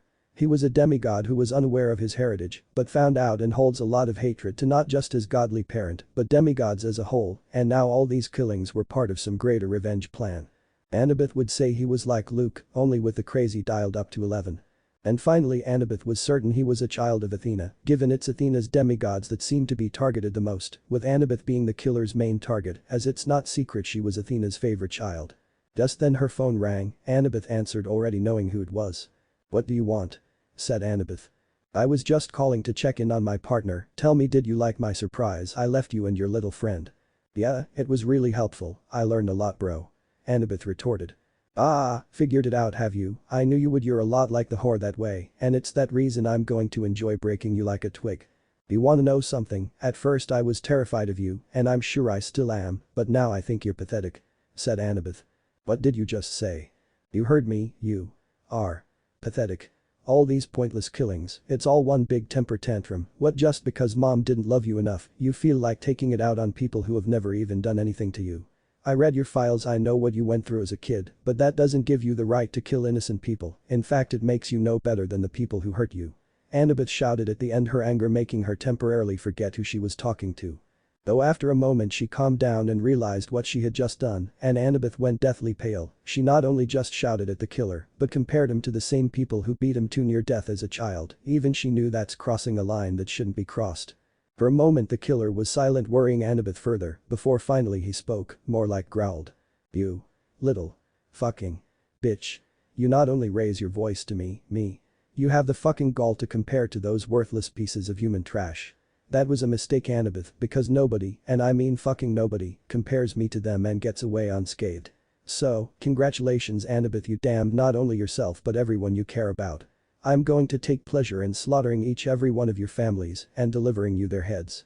And Annabeth, do not think for one second just because you read some papers you understand a fraction of my pain, but trust me, you will, oh you will." But that the killer hung up, and Annabeth felt her legs give out beneath her, tears falling from her eyes. "What have I done?" thought Annabeth. With Naruto. Naruto was angry, no scratch that he was blindingly furious. How dare she compare him to the villagers, the very same people who made it their life goals to make him as miserable as possible. That he would never have a normal child, to always be reminded that no one would ever want him, that he was just a worthless demon. The last person who dared to do that, he ended their entire bloodline, brought them back to life and killed them again. But sadly he can't do that, he's waited too long to throw his entire plan away, because he couldn't control his temper. Besides, this just means he has to accelerate his schedule. Banging on his chest, not created 3 clones.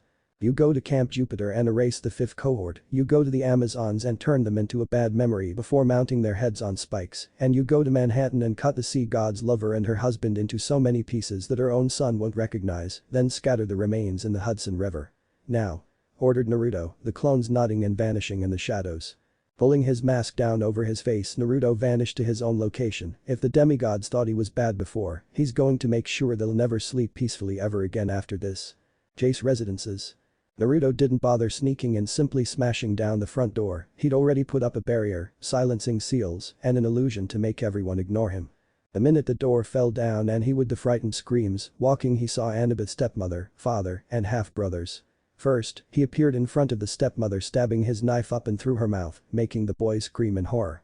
Before they could try running, he appeared behind them, grabbing one by the head and twisting it 180 degrees before the punching clean through the other boy's chest, gripping his heart, which he tore out. Finally he grabbed Annabeth's father by his throat, slamming him against WHY. The man choked, Naruto dragging his knife across his cheek, leaving a shallow cut before lifting his mask. For certain victims he lets them see his face, wanting them to know exactly what their killer looked like. Your daughter did something she shouldn't have, this is me showing her what happens when I'm angered. Your family, they were the lucky ones because I killed them quickly, but you, I'm gonna take my time tearing you apart. Growled Naruto. For the next 5 hours the only thing heard in the house was Friedrich Chase's screams of agony and Naruto's deranged laughter. Time skip. Please, please, please, please gods, mom, anyone, please let me make it in time. Annabeth mentally begged, running through the streets of San Francisco, not caring who she bumped into. After the killer's threat against her and her friend's loved ones, she immediately ran to the hangar, taking the fastest plane there was and flown to San Francisco as fast as she could, hoping to reach her family before the killer could. Since she's the one who angered him, it's likely he'd go after her family first before the others, and Annabeth only hoped she reached them before the killer, and maybe even to stop the killer entirely on her own, said the Athena part of her, which she promptly ignored, only caring to make sure her family was safe. Though when Annabeth arrived, she was greeted to a sight she's only seen in her nightmares. The front door was broken down, slowly walking in, Annabeth covered her mouth to stifle the choked sobs and to stop herself from throwing up. There was her family dead, Matthew and Bobby hung by their own entrails, her stepmother nailed to the wall, her head having been removed and shoved into her chest. But the worst was her father, all the skin below his neck had been flayed off, exposing the angry red muscles, each of his ribs snapped off and stabbed into his arms and legs, his organs ripped out and organized around him in a macabre display, and finally his eyes and tongue cut out and put in his empty chest cavity. Not only that, but a message written in blood was above his corpse. I warned you. The sight made Annabeth fall to her knees, leaning against the wall, sobbing. No, no, no, no. Please, this can't be happening, please don't let this be happening. Annabeth begged. She didn't even need to know that the same thing has already happened to her friends' families, and it was all her fault. Why couldn't she have just kept her mouth shut? This wouldn't have happened. Please just let this end. Thought Annabeth. Athena sat in her temple, rubbing her head.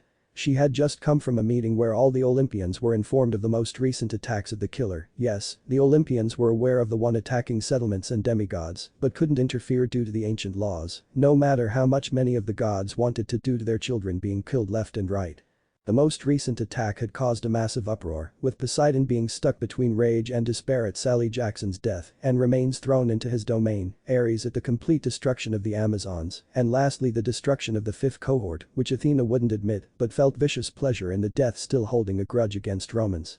Not to mention Friedrich Chase and his wife and children. While it saddened Athena the father of her daughter was dead, she was more focused on the reason behind these large amounts of deaths. Really, you're not even going to comfort Annabeth when she just lost her entirely family, or even shed a tear. Wow, I knew you were a cold bitch, but I didn't know you were this cold. A voice said in Athena's head, making the goddess groan in annoyance. What do you want? I thought I got rid of you. Athena thought. Nope, I just didn't feel like talking to a bitch, and since you're literally the only person I can to, I chose to stay quiet. Said the voice. You would do well to show me the proper respect. Demanded Athena mentally. Or what, you gonna kill me? I'm already dead, bitch. What about turning me into a monster? That seems to be your answer to everyone you think deserves it. The voice snarked. No, but I can erase you from my mind entirely and you'd cease to exist. Athena threatened, the voice laughed mockingly. Yeah right, if you could do that you would have the minute I showed up, and even if you could you still wouldn't, since your pride wouldn't let you erase even the smallest piece of knowledge you have, including me. Taunted the voice, Athena growling lowly knowing the voice wasn't only right but gave a logical explanation. Which I expected, considering the voice was her, or at least different version of her. Maybe, but that doesn't mean I can't just ignore you, Kushina. Athena thought. Then I'll just have to talk louder. Shouted Kushina from within her little corner of Athena's mind. Athena groaned in frustration as she remembered how the accursed woman came into existence. It had started with Aphrodite giving one her pointless love is the greatest thing ever speeches to Athena and Artemis, both whom ignored her with the latter just returning to her hunters, leaving the war goddess to deal Aphrodite. Athena had simply ignored her, so Aphrodite switched tactics and began making fun of Athena's lovers, say that none of them really loved her, since her children were born by joining her mind with a mortal man. Aphrodite continued saying how she could never get a man really fall in love with her, with Athena taking this as a slight to her pride and said she could get a man to fall in love with her. This led to both goddesses making a wager that if Athena could get any mortal man to love her for herself, then Aphrodite wouldn't bother her or Artemis for 2 years, but if Athena couldn't get a man to love her, then she'd have to give up her virginity to a man of Aphrodite's choosing. Not one to back down from a challenge, Athena accepted, only realizing the consequences after the wager was made. So, Athena used a loophole in the bet she would be reborn as a mortal, making it so it was still technically her but also not. But she also couldn't disappear for who knows how long to live a mortal life, so she simply split her presence, with the split half going to the elemental countries to be reborn as a mortal, namely as Kushina Uzumaki.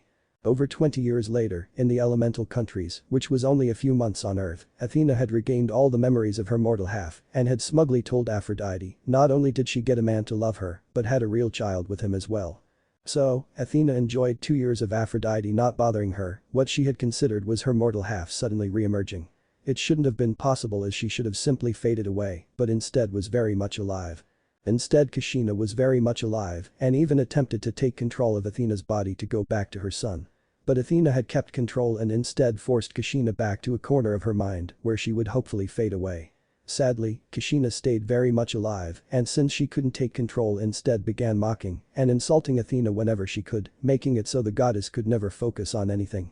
In fact, Kushina was the real reason Athena really brought Naruto, rather preferring he stay in the village his father died protecting, maybe even become the leader like Minato, to Earth in the hopes she'd finally shut up now that he was close by, and had the opposite effect and Kushina was even angrier. But recently Kushina had remained silent, which Athena was thankful for, but now she's back and even more annoying, as surprising as it is. Thinking about it, Athena couldn't help but wonder where Naruto is, since he never went to Camp Half-Blood and hasn't been seen by anyone since she brought him to Earth. She could only guess he found some way back to the elemental countries on his own and thus chose to focus on more important things. Unknown to Athena, Kushina had a smirk on her face. Well, she couldn't take control of Athena's body, yet she still had access to all her senses and her own sensing abilities. So, Kushina knew that Naruto was still in fact on Earth and that he was the one killing demigods, since she could also sense demigods' unique energy signatures and whenever one of them dies, Naruto is right there. Not that she'd ever tell Athena this, well stuck in her head Kushina had gone through all the information she had access to and she was honestly disgusted with these so-called gods. Murder, rape, destroying entire cities, turning innocent people into monsters, Kushina would honestly these gods were worse than the titans before them, the only exception being the goddess Hestia who literally doesn't have a mean bone in her. The ones Kushina hated most were the king, the queen, and Athena. Zeus in that he's just like, and not worse, than his own father Kronos, being paranoid, power-hungry, swallowing his first wife Metis, and seducing or raping any woman that catches his attention. On second thought, definitely worse than Kronos. Kushina thought having not come across any information of Kronos cheating on his wife or raping any women. Kind of sad that the guy who swallowed his own children was faithful to his wife, while his sons can't seem to ever keep it in their pants. Hera was one Kushina particularly hated for the single fact that she's a petty bitch, cursing or killing all of Zeus's demigod children and their mothers, even when they're innocent who never did anything. And that she threw her own son off Olympus because he was ugly. A mother is supposed to love and support their children, not try and kill them just because how they look. Why doesn't she just divorce him if she hates his cheating so much? Thought Kushina, since if she found out Minato had so much as flirted with another woman, she'd leave him fast enough to make his head spin after castrating him with a rusty spoon. Them damning her son to a life as a Jinchuriki would have ended the same way, only with him being very dead. Athena was self-explanatory, she had abandoned her Naru-chan, leaving him with a village Kushina knew would hate him. Other reasons included Medusa, a priestess of Athena, and Arachne, a very talented weaver, both of whom were innocent women cursed into monsters. Medusa she was with Poseidon in Athena's temple, and Athena cursed her into a monster. While Arachne was a talented weaver from a small village, famous for creating masterpieces, though she was arrogant, believing she was better than Athena herself, so Athena challenged Arachne to a weaving contest, with Athena's depicting the gods in all their glory, with mortals worshipping them, while Arachne showed the failings of the gods. Arachne won the contest, but Athena was enraged and destroyed Arachne's tapestry and turned her into a monster. Funny how being stuck in a goddess's head can reveal facts from fiction. Thought Kushina having found out what really happened than the bullshit stories gods and mortals told. Medusa was in fact not Poseidon's lover, but rather a victim in the sea god's vendetta against Athena. What really happened was Poseidon, being bitter at losing Athens to Athena, attempted to seduce Medusa, Athena's priestess at the time, but when she didn't fall for him, Poseidon instead raped her in Athena's temple before leaving her. Rather than comfort her, priestess Athena turned her into a monster. Arachne was a poor orphan girl who had lost her family and had no friends or money, and made tapestries as a way to support herself, and because she loved weaving. She wasn't arrogant in her abilities and was rather humble that people loved her work so much. Athena being jealous and challenging Arachne is pretty much the same, along with the tapestries they made. Though Arachne knew the minute Athena arrived whether she won or lose she'd still die, knowing how petty the gods were, though the girl chose to do her best and made the tapestry depicting the gods as they were, arrogant and petty. Arachne had still won the contest, but knew she'd still die and held her head up in an act of defiance, even when Athena destroyed her work, but rather than die as she thought, Arachne was turned into a monster by Athena. The only true thing Kushina could really see was both Medusa and Arachne's deep-seated hatred for Athena for what she did to them, targeting the goddess's children in retaliation. Their stories were only the way they were was because mortals didn't want to risk the same fate or worse by telling the truth and instead cast the victims in a bad light, while the gods came out squeaky clean. Though Kushina knew the time of the gods was limited. Another thing Kushina had been doing over the years trapped in Athena's head was siphoning off the goddess's power and empowering herself. She's had to do this slowly and still act as nothing more than a voice in Athena's head with no power, but knew soon enough she'll be able to wrestle control from Athena.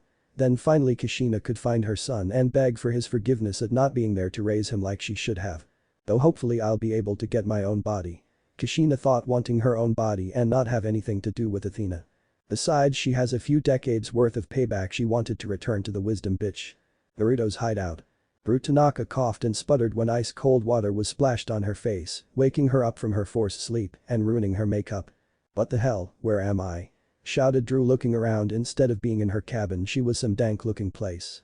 Not only that, but she was tied to a chair restricting her arms and legs.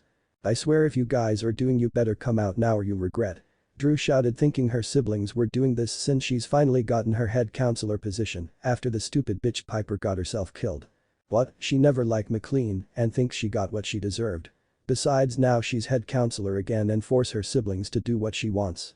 Suddenly Drew was snapped from her thoughts when she heard footsteps and something being dragged along the floor.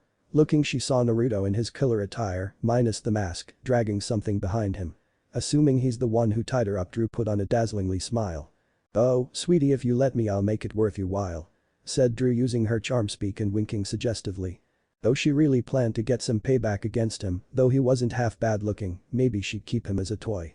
"Your sister's charm speak was stronger and it didn't work, what makes you think yours will?" Naruto stated, Drew instantly paling. While she wasn't the smartest person around, she's smart enough to realize he's the killer and he's immune to charm speak. What are you going to do?" stuttered Drew, her confidence gone. She paled further when Naruto lifted the object behind him, revealing it was a giant sledgehammer, and rested it on his shoulder. "Oh, me nothing much. Just take this sledgehammer and smash your skull like a melon," Naruto replied casually as if he was talking about the weather. This response made Drew burst into tears. She didn't want to die. "Though there is a way you get out of this without me killing you," continued Naruto, walking around. "What, I'll do anything, said Drew, looking down at her body, thinking that's what he wanted. Good, because you have something I need. I want the videos," said Naruto. What videos ahh? Screamed Drew when Naruto swung the hammer, barely missing her head. "Whoops, my arm slipped. And I think you know what videos I'm talking about," Naruto said, taking a few practice swings. Those videos," Drew said, knowing which videos he's talking about now. Yes, those videos, where are they? Demanded Naruto. I'll tell YUWH where they are, boo, but only I if yo USW swear to let me go. Drew said, Naruto stopping mid-step as if contemplating her request. Faster than Drew could see, Naruto raised the sledgehammer up and smashed it down on her hand.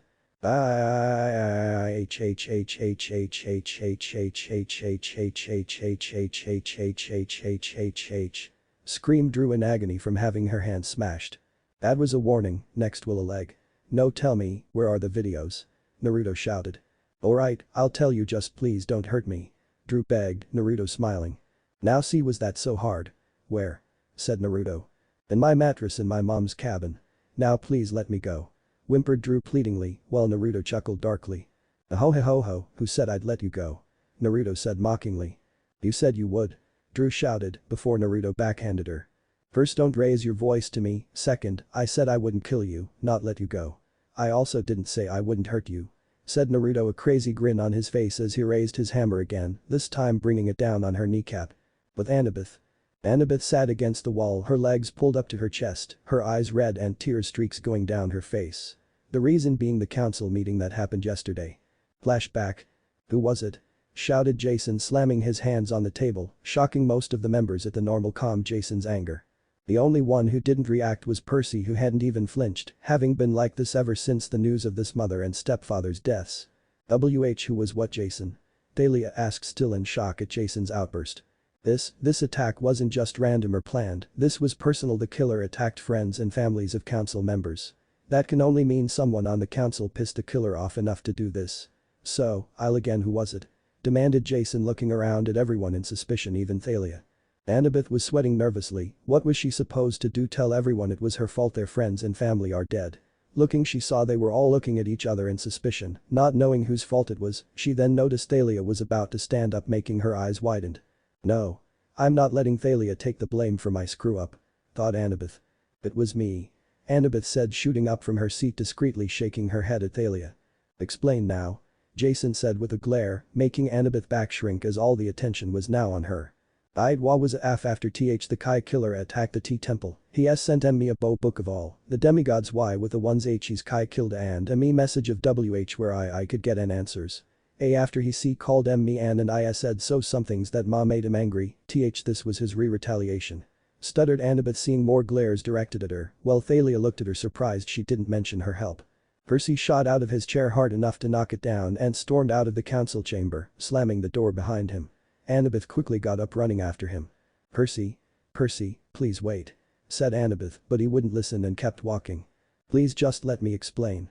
Annabeth begged, running in front of him. What's there to explain, Annabeth? You kept this to yourself, and look at what's happened. The 5th cohort, the Amazons, my mom are all dead now. Percy shouted, Annabeth flinching at the anger, hurt, and betrayal in his voice.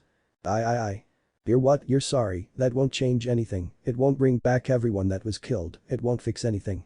Yelled Percy as tears streamed down her face. We're done. Percy said, Annabeth looking at him in shock. What? Said Annabeth, hoping she heard him wrong. We're done, over, I'm dumping you. I might have been able to forgive you keeping information to yourself, but this, no. Said Percy, walking past a frozen Annabeth. Then flashback. Afterwards, Annabeth had been summoned back to the council chambers and told not only was she off the case to find the killer, but she was also off the council. She had then returned to her apartment, finding that Percy had already come by and taken all his stuff and left. Now she just felt numb. After a few hours of crying, she just sat in her room. All her friends had turned their backs on her, except Thalia, who came by to check on her, and the killer had got what he wanted. He'd taken everything from her. As if on cue, her phone rang, and Annabeth already knew who it was. What do you want? Said Annabeth in dead tone. What a brother isn't allowed to make sure his sister's alright. Careful, Annabeth, you might hurt my feelings, and we both know what happens when someone hurts my feelings.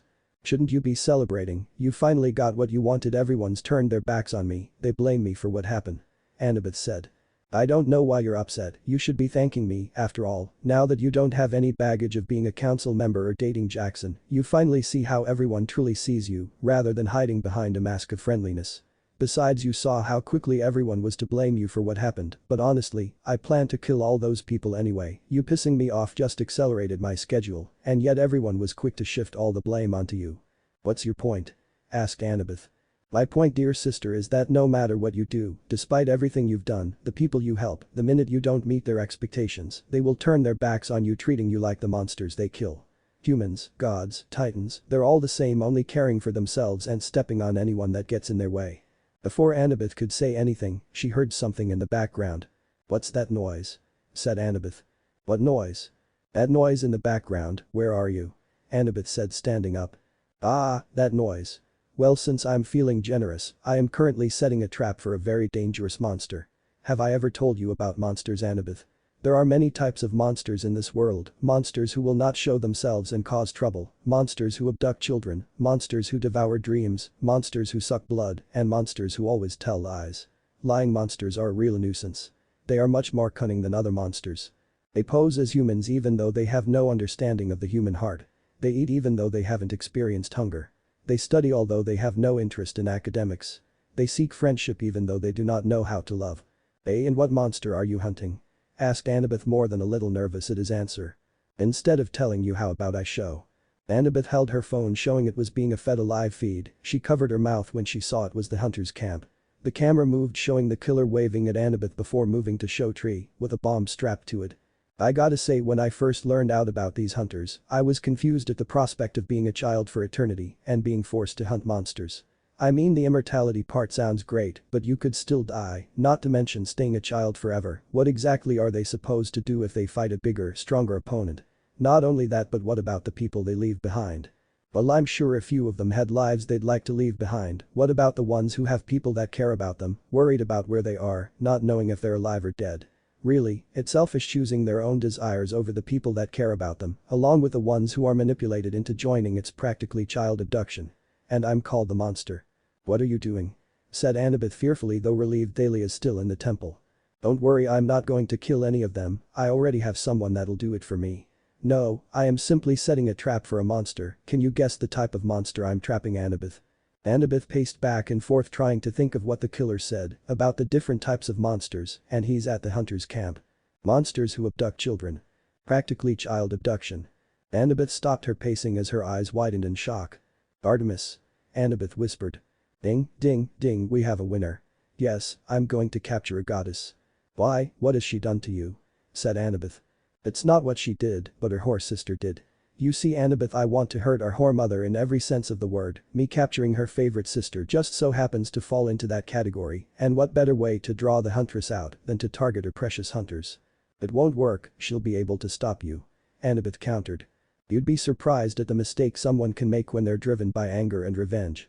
I believe me attempting to blow her hunters into a few million pieces will be enough to make her angry. Here's how I see it'll go down. I activate these explosives I planted around the camp, the huntress finds out, comes down here, chases me, I lead her on a wild goose chase into a trap I set up ahead of time, and then I get a new playmate." "Why are you telling me all this? Who says I won't tell someone?" said Annabeth. "Who's going to believe you? All your so-called friends have turned their backs on you, your stab-happy friend would never get here in time, and finally I just flipped the switch." Annabeth's eyes widened when she heard several explosions go off, followed by screaming. Nothing beats the sound of screams of terror and fear. "Now if you'll excuse me, I have a goddess to capture and break, wish me luck." The killer then hung up as Annabeth's phone fell from her grasp. Later. Artemis was beyond angry. She had quickly learned that the one going around killing demigods just attacked her hunters. When she was informed of this, the goddess quickly teleported to her hunter's camp and, after making sure no one was seriously injured, left to pursue the killer and hopefully tear him apart or turn him into a jackalope and feed him to her hounds. Artemis had managed to find the killer, but he proved to be able to avoid her, but she managed to keep him sight. When Artemis had gotten close enough, she shot an arrow through the killer's head, but was surprised when he simply vanished in a cloud of smoke before another killer showed up and she ran after him. The goddess could only guess the killer knew a form of magic that allowed him to create copies of himself, and she had been chasing and destroying these copies for a few hours now. If Artemis had been in her right mind, she would have noticed that the clones seemed to be leading her somewhere. Sadly, the only thing Artemis had on her mind was finding the real killer and making him suffer for daring to attack her hunters. "You know, if it makes you feel better, I didn't kill any of your minions," the killer's voice echoed throughout the forest. "I'm going to make you regret ever going near my hunters, do you hear me?" shouted Artemis, shooting another copy, getting mocking laughter in response. "You'll have to forgive me if I'm not scared of empty threats. I mean, how can you make me regret it if you can't even find me?" taunted the killer. "I will find you, and when I do." You'll what turn me into a jackalope, maybe have me torn apart by your mutts, how about shooting me full of arrows, I swear you need to get new material, it's all the same with gods killing or smiting anyone that so much as breathes in your direction the wrong way. The killer said. You growled Artemis. I mean if you need tips on threatening someone I'd be more than willing to help. Here I'll even give you this one free of charge. Once I get my hands on you I'm going to break your mind, body and spirit, I will make you watch as I kill each and every one of your hunters, when I'm done with you huntress you will be nothing but my loyal slave and I will forever savor the look on your family's faces when they see what I have done to you. That is how you threaten someone? Said the killer. Artemis would deny it, but she actually felt a small sliver of fear at what the killer said. That will never happen because I'm going to kill you here and now. Said Artemis looking around when she didn't see any more clones. Ahahahaha, how can you kill me when you don't even realize you've walked into a trap? Said the killer, making Artemis' eyes widen in shock. Before she could react, a four-sided crimson barrier rose up around her and Artemis felt herself become weaker and soon realized to her horror she couldn't feel any of her godly power. Four red yang formation, combined with suppression seals designed to suppress a god's power, at the moment you're as defenseless as any human. Said the killer stepping out from behind a tree outside the barrier. How? Artemis said weakly. What can I say, I have friends that'd love nothing more than to see you gods brought to your knees and I'm more than willing to oblige. Now do me a favor and be unconscious. Said the killer making a hand sign as Artemis screamed in pain from crimson electricity, shocking her before falling unconscious. The killer walked towards Artemis as an opening was made in the barrier before it closed. Crouching down Naruto patted Artemis's head, pleased that another part of his plan went perfectly. I love it when the bad guy wins. Naruto thought. Groaning Artemis opened her eyes slowly, her vision blurry. At first, she was confused of where she was and felt herself laying on a metal table before it all came back to her. Her hunters, the killer's attack, chasing him, being trapped, then nothing. That made Artemis snap to attention as she tried getting up but found herself restrained and worse, she couldn't feel her godly power. Not only that but she wasn't wearing her usual attire, instead a plain hospital gown, making her nauseous that the killer saw her naked and did gods knows what. Damn it all to Tartarus, how could I have let myself tricked and captured in such a way? Artemis cursed mentally struggling against her binds. Suddenly she heard a noise making her look around too at her limited space, thinking the killer was here. Come out coward. Shouted Artemis refusing to show just how worried she was. Instead of the killer's masked visage Artemis was confused and shocked to instead see her lieutenant. Thalia, what are you doing here? Artemis whispered loudly in case the killer was nearby, Thalia shushing her. Quiet, he could come back any minute now. Said Thalia, Artemis still confused. But how are you here?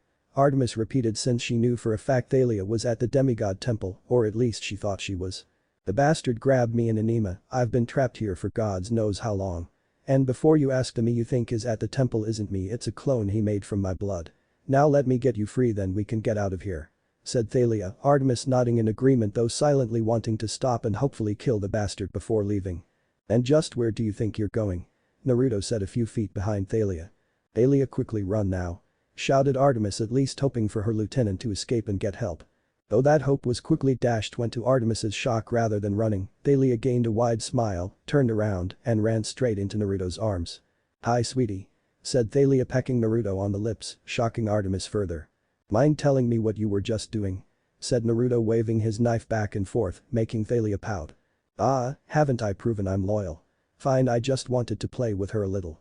Thalia said, much to Naruto's amusement. Well then I apologize for interrupting your playtime, but I think you'll be happy to hear I have the videos. Said Naruto holding up a flash drive, Thalia gaining a bloodthirsty grin. Does that mean we can finally kill the bimbo? Thalia asked giddily since she never liked Drew and finding out what she and her slut mother did made Thalia want to fry her. Not yet, remember once little Annie sees the truth she'll take care of Drew. Denied Naruto, make Thalia pout more crossing her arms. What have you done to her? Artemis demanded reminding them of her presence. Oh, right you're still here. Said Naruto boredly, angering Artemis. I said what have you done to Thalia? Repeated Artemis. I haven't done anything to her, well nothing she hasn't asked for. Naruto replied with smirk his arm wrapped around Thalia's waist. Liar, Thalia would never ask you for anything, you're controlling her. Artemis retorted glaring at Naruto. Naruto tilted his head back and forth a little as if thinking her words over. Walking over to the side of table Artemis was strapped to, before faster than the goddess could react, he stabbed his knife deep into her abdomen. Aye. Screamed Artemis as the metal burned her insides and seemed to drain her sealed power. Stygian iron. Artemis thought through the pain. I suggest if you don't want to lose your tongue you'll keep your pretty little mouth shut. Hissed Naruto, pulling the blade out, wiping the itcher off. Oh, how did you get street Stygian iron? Said Artemis, gasping for air. That'd be my doing. A female voice said, getting Artemis's attention. Looking, she saw a young woman rise out of the shadows. The woman had deathly pale skin, as if all the blood had been drained out of her, with the same blue tint found on the lips of the dead, jet black hair falling past her shoulders, black-colored lips set in a dark smile, wearing black high-heeled boots, tight black leather pants kept around her waist by a chain belt, a black tank top that strained against her ample bust, and a leather jacket that reached just above her abdomen and metal spikes on the shoulders. What stood out the most were her eyes, pitch black eyes darker than the void, and dark gold-colored pupils. "Melano," said Artemis, shocked at the goddesses. "Hello Artemis, I must say, I love the new look, it suits you," Melano said, walking around the table. "What are you doing here? Don't you know who he is, what he's done?" said Artemis. "Oh, I know exactly what he's done, and I couldn't be any prouder of my cute little grandson," said Melano, putting her elbow on Naruto's shoulder as they shared matching slasher smirks, while Artemis stared in shock at them. What, gr grandson?" Artemis said. "Yep, Artemis, meet Naruto, my daughter's son," introduced Melano mockingly. Artemis could only look between the two, more shocked to know Melano was working with a killer than he was her grandson. "Why would you side against your own family? Your father won't take this betrayal lightly," said Artemis warningly, hoping Hades' wrath would be enough to get Melano to help her. Melano, however, scoffed, pushing off Naruto's shoulder, sauntering over to the table, looking down at Artemis. "Daddy dearest can go fade for all I care, him and my bitch of a mother. My parents never gave a damn about me just because I looked like this," said Melano, her left side briefly taking a blackened and mummified appearance. "Persephone never acted like a mother, and Hades prefers his bastards while keeping me locked in the underworld. So yeah, the choice to side against them was rather easy. Besides, when the time comes I'm going to make Hades watch as I grind D'Angelo and Levesque's skulls to dust right before I rip out all his power for myself," said Melano sadistically at the thought of her father's face when he sees his precious golden children dead. "That's impossible, you can't take away a god's power, you're delusional," Artemis said when suddenly a large black curved blade was slammed down beside her head, embedding itself in the table. Looking, Artemis's eyes widened and pale as she saw the blade was in fact a scythe, a very large and deadly scythe, one she had thought destroyed. But there it was in Naruto's hands, her grandfather's scythe. "You know, one of the many good things about having a burning hatred for the Olympians and demigods, you become great-grandpa Chrono's favorite grandson," said Naruto, resting the scythe on his shoulder. "How did you get that?" Artemis stuttered, seeing one of the few weapons that could permanently kill a god. "What, of this? This, including his blessing, was a gift from Kronos. You really thought he'd risk his scythe being destroyed in case he lost? Nope, the scythe you all thought was his was nothing but a fake. This is the real deal though, but if you don't believe me, I'd be more than happy to show you," said Naruto, the blade hovering over Artemis's throat, said goddess, breathing heavily. "But don't worry, you won't die. No, I'm gonna do to what I did to dear Thalia here," Naruto said as the scythe shifted back into his knife. "I'll never submit to you," said Artemis defiantly.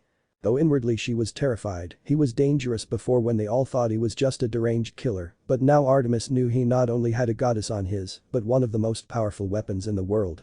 "You know, Thalia said something very similar to that, and yet now look at her, completely loyal to me. She'd kill her own brother if I asked," said Naruto. "Oh, I'd do it even if he didn't ask," Thalia added. "It doesn't matter, you can't beat the whole of Olympus on your own with just a minor goddess, even with that scythe," said Artemis, Naruto merely smiling wider. "Oh ladies, you can come out now," Naruto said, confusing Artemis at who else could be here. First was a woman with an extremely pale and flawless complexion, a curvy figure with very large breasts, a thin waist, and wide hips, black hair worn in an upwards manner with two long strands that frame either side of her face, eyes that have both completely grey irises and pupils, each containing a black spider web pattern, wearing a long black sleeveless dress, completely concealing her feet, while ending in 8 small trailing pieces of fabric like the legs of a spider. A narrow black band encircles her neck, featuring a small spider emblem that lies at its front and 8 extensions that protrude outwards upon the back, with 4 emerging from either side, spider web netting branches, the gap between the band and the dress, extending downwards from the aforementioned spider emblem. 2 large sleeves separated entirely from the dress are worn on her arms, ending just after her elbows. Each of the sleeves also display 4 protrusions. Appearing at the ends of the significant amount of overhanging fabric, she also wears 2 spider earrings that hang downwards from her ears. Next was another woman with an average physical build, a large black dotted snake tattoo winding down either arm, eyes containing yellow irises with black pupils, blonde hair arranged in a spike style, with two long strands extending downwards, framing either side of her face, that entwine each other like a caduceus's snake to rest upon her chest, wearing a black body-length suit with hood which extends downwards to her knees, while over it, she wore a white lab coat. The hood is adorned with eye-like markings on either side which when worn in addition to the shape of her hair, gives it the appearance of a snake's mouth, with teeth and fangs. She is barefoot toenail and fingernail polish that is black featuring yellow arrows pointing upwards. "I believe you know Medusa and Arachne," said Naruto as both women walked up to either side of Artemis. "Hell Artemis, you know I remember the first few years after that traitorous bitch turned me into a monster you and your little hunters hunted me down, shooting me full of arrows," said Medusa smiling coldly as a forked tongue emerging from her mouth. "Really I remember being treated like an archery target for the hunters," Arachne said with a gleam in her eyes as fangs peeked out from her lips. Artemis gulped at their comments, remembering Athena had asked her to hunt down the two before, and to make it hurt she killed them. At the time Artemis didn't know about Athena's connection to the two, but now was really regretting it. "And that's not all," said Naruto as the temperature dropped several degrees. In a swirl of snow Artemis saw another woman appear, with a long mane of lush black hair, coffee brown eyes, pale skin the color of snow, wearing a snug-fitting white dress with a midnight blue fur cloak with grey fur lining it. "Kian," said Artemis shivering from the cold. "Yep, when this cutie here showed up with the offer taking down Olympus, I jumped at the chance, especially when he mentioned the chance to take my father's power and turn that fire spawn into a lovely sculpture." Kian cooed wrapping her arms around Naruto's neck. "Last one, and I'm sure you love this huntress," said Naruto with a particularly sadistic smirk. Hearing approaching footsteps Artemis looked and gasped in shock and horror. Approaching was a teenage girl with long dark brown hair, lightly tanned skin, dark-colored eyes that briefly flash red, a wolfish smirk on her face, wearing cut-off jean shorts that stopped just above her knees, black combat boots, a black shirt with a crescent moon on it, and a silver circlet on her head. "Hey Artemis, long time no betrayal," said the teen crossing her arms with fake friendly smile. "Ah Kalisto," gasped Artemis. "So you do remember me, and here I thought I was forgotten after what you and your bastard father did to me." Kalisto growled wrapping a hand around Artemis's throat, making the goddess choke. "Oh how are you all alive?" Artemis gasped. "You can thank Lady Melino and Naruto, they offered me the chance to get some well-earned vengeance, and I took the chance. They also told me that you dared give my circlet to one of your little bitches." Kalisto growled, her nails extending into claws, while Thalia slowly moved behind Naruto while shivering at the memory when she and Kalisto first met. Safe to say the former hunter was not pleased to see Thalia in possession of her circlet. "You knew this circlet was the only thing I had left of my mother, and yet you had no problem giving it away," said Kalisto, her eyes turning red in anger. "Zozo, you earned it," choked Artemis when Kalisto increased her grip. "Oh yes, let's talk about your new favorite, the little Hesprid who killed me. Tell me, how long did it take you to replace me, a week, a month, or maybe you did right after turning your back on me? In fact, did you send her after me hoping she'd get rid of the disgraced hunter for you? Answer me," roared Kalisto, her features becoming more wolf-like as her canines extended to fangs. "You broke your vows," wheezed Artemis close to passing out from lack of air. Suddenly Kalisto let go, allowing Artemis to take several deep breaths of air. When she looked at her former hunter and best friend Artemis could see nothing but a deep-seated loathing and hatred in Kalisto's eyes, all directed at her. "And there it is, you were so eager to condemn me you never bothered hearing my side of the story. If you had you would have known I wasn't seduced by Zeus, the bastard raped me because I chose my loyalty to you over any charms he used on me.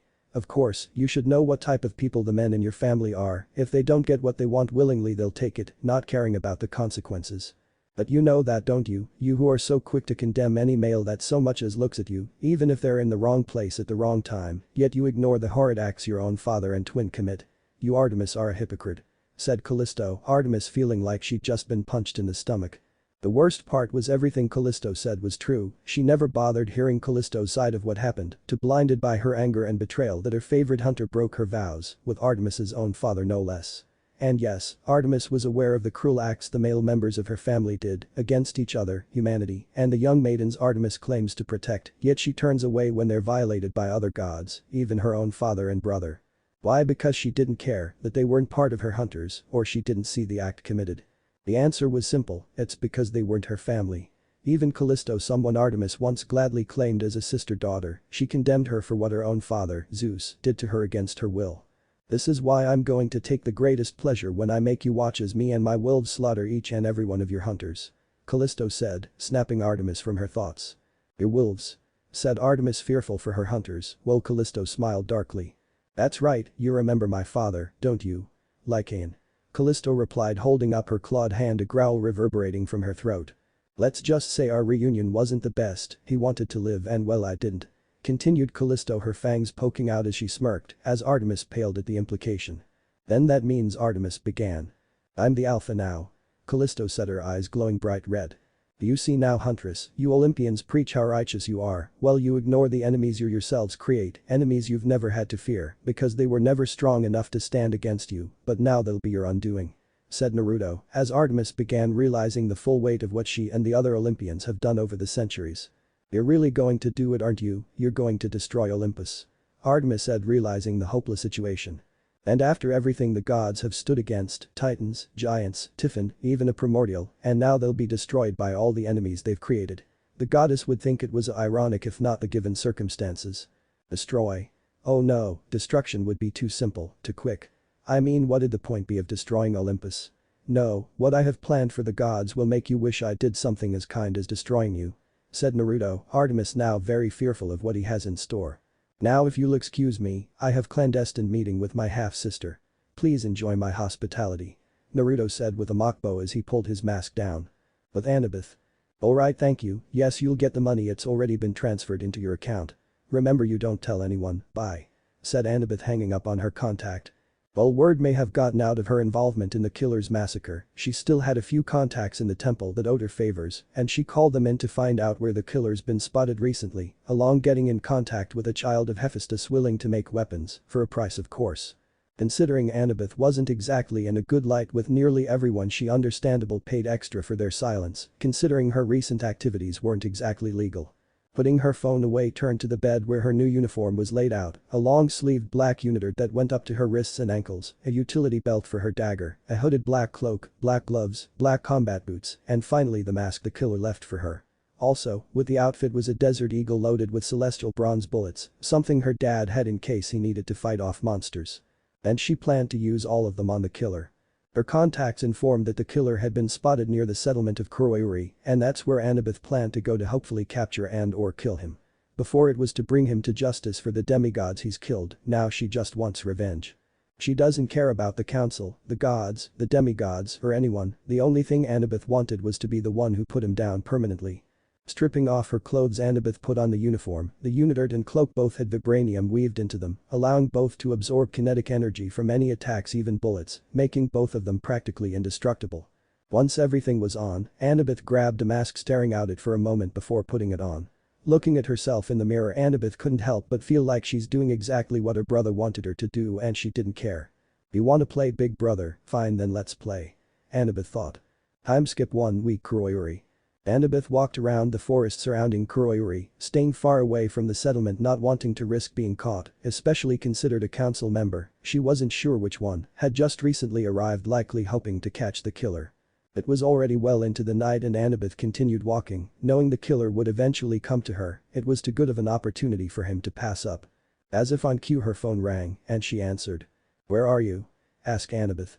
"Oh, careful partner, you sound almost eager to see me, and while wearing that outfit, someone might get the wrong idea. I'm not interested in your banter, this is what you wanted, right? Well, I'm right here, waiting, come get me," Annabeth said, spinning around knowing he was watching. "Well, you are just no fun, fine, you wanna play together, I'm happy to oblige," said the killer, hanging up and stepping out from behind a tree. "Finally decided to show yourself, rather than hiding," said Annabeth. I don't hide, Annabeth, I stalk, I listen, and I kill. Now tell me what's stopping me from killing you right now," the killer said, drawing his knife. "This," Annabeth replied, slamming her hand on tree. Naruto was shocked, truly shocked, when he saw a seal light up on the tree before a barrier formed around him and Annabeth, then he started feeling very weak. That's when he realized he could no longer feel his chakra. Well, shit. You can thank our mother for that, she left this handy little book filled with all kinds of fun tips and seals to trap and kill a ninja," said Annabeth. Naruto was familiar with the book his mother, Kushina Uzumaki, wrote, considering he's used the same tricks in it back in the elemental countries. "Ooh, but how, you don't have ch chakra?" Naruto gasped, falling to his knees. This was bad, very bad, if his chakra was sealed, he's as helpless as a damn infant, considering his chakra was his very life. "That's another thing, I'm your younger sister, think about it," said Annabeth approaching Naruto drawing her dagger and gun. Naruto considered it for a moment before it clicked and he laughed. "Ahahaha, you inherited chakra from the whore, I'll admit that isn't something I had considered," Naruto said. "Yep, and the reason I'm not as weak as you are is because you've had chakra your entire life, you depend on it, well I only recently unlocked mine," said Annabeth before slamming her dagger into his shoulder. "Ah, fuck," screamed Naruto. "So you can feel pain, good, that makes this even better," Annabeth said, cocking her gun and shooting him in both his kneecaps. "Damn it," Naruto shouted. "That's for my family," hissed Annabeth, shooting him in his other shoulder, getting another grunt of pain from Naruto. "I gotta admit, this I never would have expected you to be able to use chakra or be able to learn something as complicated as Fuinjutsu. And the pain, I'd nearly forgotten what it felt like," Naruto said, stalling for time as he sensed Arachn's children approaching a seal. All it'd take is one disturbed line and the entire barrier would shut down. "Yeah, well, get used to it, cause I'm far from done," said Annabeth, twisting the dagger still in his back. "Ugh, yeah, that's right, little Annie, get your revenge, come on, I killed your family, cost you your boy toy, and made everyone turn their backs on you. So, come on," taunted Naruto, grinning crazily beneath his mask as Annabeth pulled her dagger out and stabbed him repeatedly in the back, making sure to avoid anything important. Annabeth then kicked him in the side, sending Naruto tumbling to the ground as she stomped on his chest. "Ah, yes, come on more, you know you want to," shouted Naruto as Annabeth kicked him several times in the ribs, getting a few cracks and snaps. Finally, Annabeth straddled Naruto's chest, ripping his mask off his face, letting Annabeth finally see what he looked like, holding her dagger above his chest. "Yes, Annabeth, embrace your anger. And me," encouraged Naruto. That made Annabeth pause for a moment, she had him right where she wanted. She could easily kill him right now, she said she'd kill him, but saying and doing something were entirely different thing. Naruto noticed her pause and sighed in disappointment. "And you were so close to Annabeth. Oh well, this just shows you're almost ready," said Naruto, confusing Annabeth. "Ready? Ready for what?" demanded Annabeth, though Naruto paused a moment before gaining a dark grin. "Looks like that chakra's back on," said Naruto, Annabeth's eyes widening. Before she could react, Naruto threw her off him. Shaking her head from the dizziness, Annabeth looked, seeing Naruto getting up, but had her attention was the tendrils of crimson chakra coming off him as all his wounds released, steamed and sealed themselves. "I must say, it's been so long since I last felt pain, and I gotta say I still hate it," Naruto growled, his eyes now blood red with slit pupils, his whisker marks becoming more pronounced while he gained fangs. "What in the Tartarus? What are you?" said Annabeth in shock as Naruto threw his head back, laughing. "What am I? How about instead of telling, I'll show you," said Naruto. Instantly red chakra exploded off him, forming a massive pillar that shot into the sky. The chakra spiraled around Naruto as he replaced his mask, his red eyes glowing menacingly behind it. Soon the chakra started taking shape until towering above Annabeth was a massive nine-tailed fox. "Ah!" The fox roared, shaking the ground. "Kyuubi," Annabeth thought in renewed fear. There had been mentions of the tailed beasts in the book, not much, but enough to let Annabeth know that if someone ever encountered one, that they should hide and pray they don't find them. And she's facing the Kyuubi's Jinchuriki. "This is the difference between us, Annabeth, you still refuse to embrace your rage, your hatred. Well, I have long since accepted my hatred, and until you accept yours you will never beat me," said Naruto as the red chakra returned to him. "Now if I were you, I'd start running after all that little display I put on, likely alerted those demigods that'll be here in, 5 minutes. Until next time, Annie," Naruto said, vanishing in a crimson flash, while Annabeth looked shocked before she heard the approaching demigods. "Damn it," Annabeth mentally cursed, getting and began running. If she's caught being anywhere near where the killer was, she'll be locked up for sure, but being found dressed like she was. Best not to think about it. Ducking behind a tree, Annabeth held her dagger tightly as she heard footsteps approaching, likely a demigod that wandered off.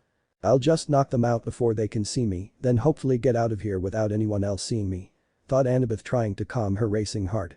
Annabeth waited, not moving a muscle, before finally the person was close enough and Annabeth grabbed them and plain hit them hard enough with her dagger's handle to knock them out. Sadly, the person was putting up a struggle and making it difficult for Annabeth to keep her grip. Knowing she had to do it quickly, Annabeth closed her eyes and brought the dagger down, hoping the person would be knocked out by one hit. Squelch. Annabeth's eyes snapped open in horror and looked to see, rather than knocking the demigod unconscious, she had just stabbed them in the neck. "What have I done?" thought Annabeth in horror, pulling her dagger out. To her greater horror, when she saw the demigod she'd just stabbed was Reina. "Oh gods, no," Annabeth thought. Killing a random demigod was one thing, but she'd just killed a council member. Annabeth could do nothing as Reyna made a feeble attempt to stop the blood flow, but it was useless as she lost strength before finally going limp. Annabeth stood completely still for a moment staring at the dead body of her ex-friend, still in shock of what she just did. What have I done? Annabeth didn't know how long she stood there frozen, staring at Reyna's dead body, still in shock at what she had just done. Hey, over here quickly. Someone shouted as Annabeth heard several approaching footsteps. Reacting purely on instinct, Annabeth pulled out her gun and whirled around to the source of the direction of the voices, seeing 5 demigods running towards her with weapons drawn. Before they could close, Annabeth shot 2 in the head, a third in the chest twice, and the last 2 in the legs. Damn it. I have to get out of here. Annabeth thought, frantically running away. Later, Mistral. Annabeth slammed her apartment door shut and locked it. Throwing her mask and weapons off, Annabeth began pacing frantically. Damn it all to hell. Shouted Annabeth, kicking the table over and throwing a chair against the wall. This continued for several minutes as Annabeth threw things or tipped them over, all while thankful that the walls were soundproofed. This wasn't supposed to happen. Annabeth thought. She was supposed to track down the killer and capture him. Now she's killed 4 demigods, one of which was a council member, and injured 2. The only saving grace was no saw her face. Suddenly her phone rang, already knowing who it was she answered. Leave me alone. Shouted Annabeth, hearing the killer laughing on the other end. Ahahahaha, I'm sorry, this is just a good. I mean, you surprised me with the seals and chakra, but you actually killed a council member and 3 other demigods. Guess this means we're officially partners now, and I gotta thank you for saving me the trouble of killing that Reyna girl myself. Though I'll have to ask you not kill any other council members, I got people that have called dibs on some of them. Is this all just some game to you? Annabeth demanded in disgust at how casually he talked about killing people.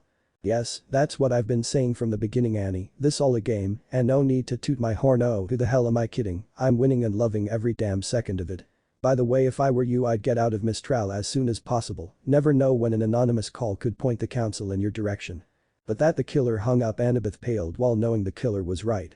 She needed to get out of here, as knowing him, he likely would make an anonymous call and send the council after her. Damn it. Annabeth cursed mentally before going to pack. The quicker and farther she got away from Mistral, the better. But Naruto. Naruto smiled contentedly as he hung up on Annabeth. Though his content didn't last, as he instantly crushed the phone in his hand. Damn it. Shouted Naruto in anger, throwing the crushed phone against the wall as he began pacing angrily. He didn't think or even consider the chances that Annabeth could have chakra or know about seals. Naruto was lucky to have escaped, and that Annabeth hesitated when she had the perfect chance to kill him. The years of planning would all be for nothing. Though I suppose it has its upsides. Thought Naruto, calming down slightly. The experienced Naruto, he'd been getting arrogant, too sure of himself, considering he hardly, if ever, comes across someone he can't play, manipulate, threaten, or blackmail into doing what he wants. That had been the first time anyone had ever come close to catching him. But if Naruto was honest, it had been exciting, seeing Annabeth finally showing her ruthlessness. It just showed she was doing just what Naruto wanted. He was even a little impressed at her ingenuity.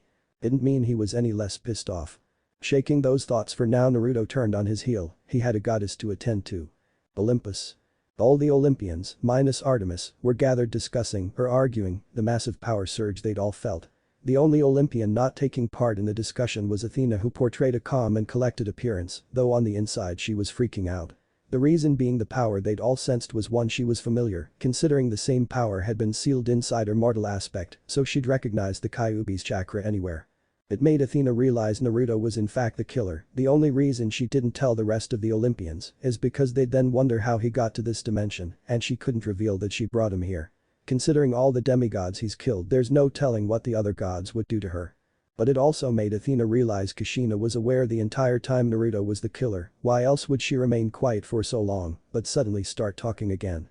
Once the meeting ended, Athena teleported back to her temple and immediately entered her mindscape. Mindscape. Opening her eyes, Athena saw Kushina sitting at a table reading a book. Well, look who finally decided to visit. And here I was thinking I was forgotten. Kushina said sarcastically without looking up, infuriating Athena further. Without a word, Athena grabbed Kushina and slammed her against the wall. You knew? Growled Athena, Kushina having a mocking smile despite the situation. You'll have to be more specific. I know lots of things. Kushina said. You knew this entire time Naruto was the killer. Athena said, glaring daggers at her mortal half. Oh, that?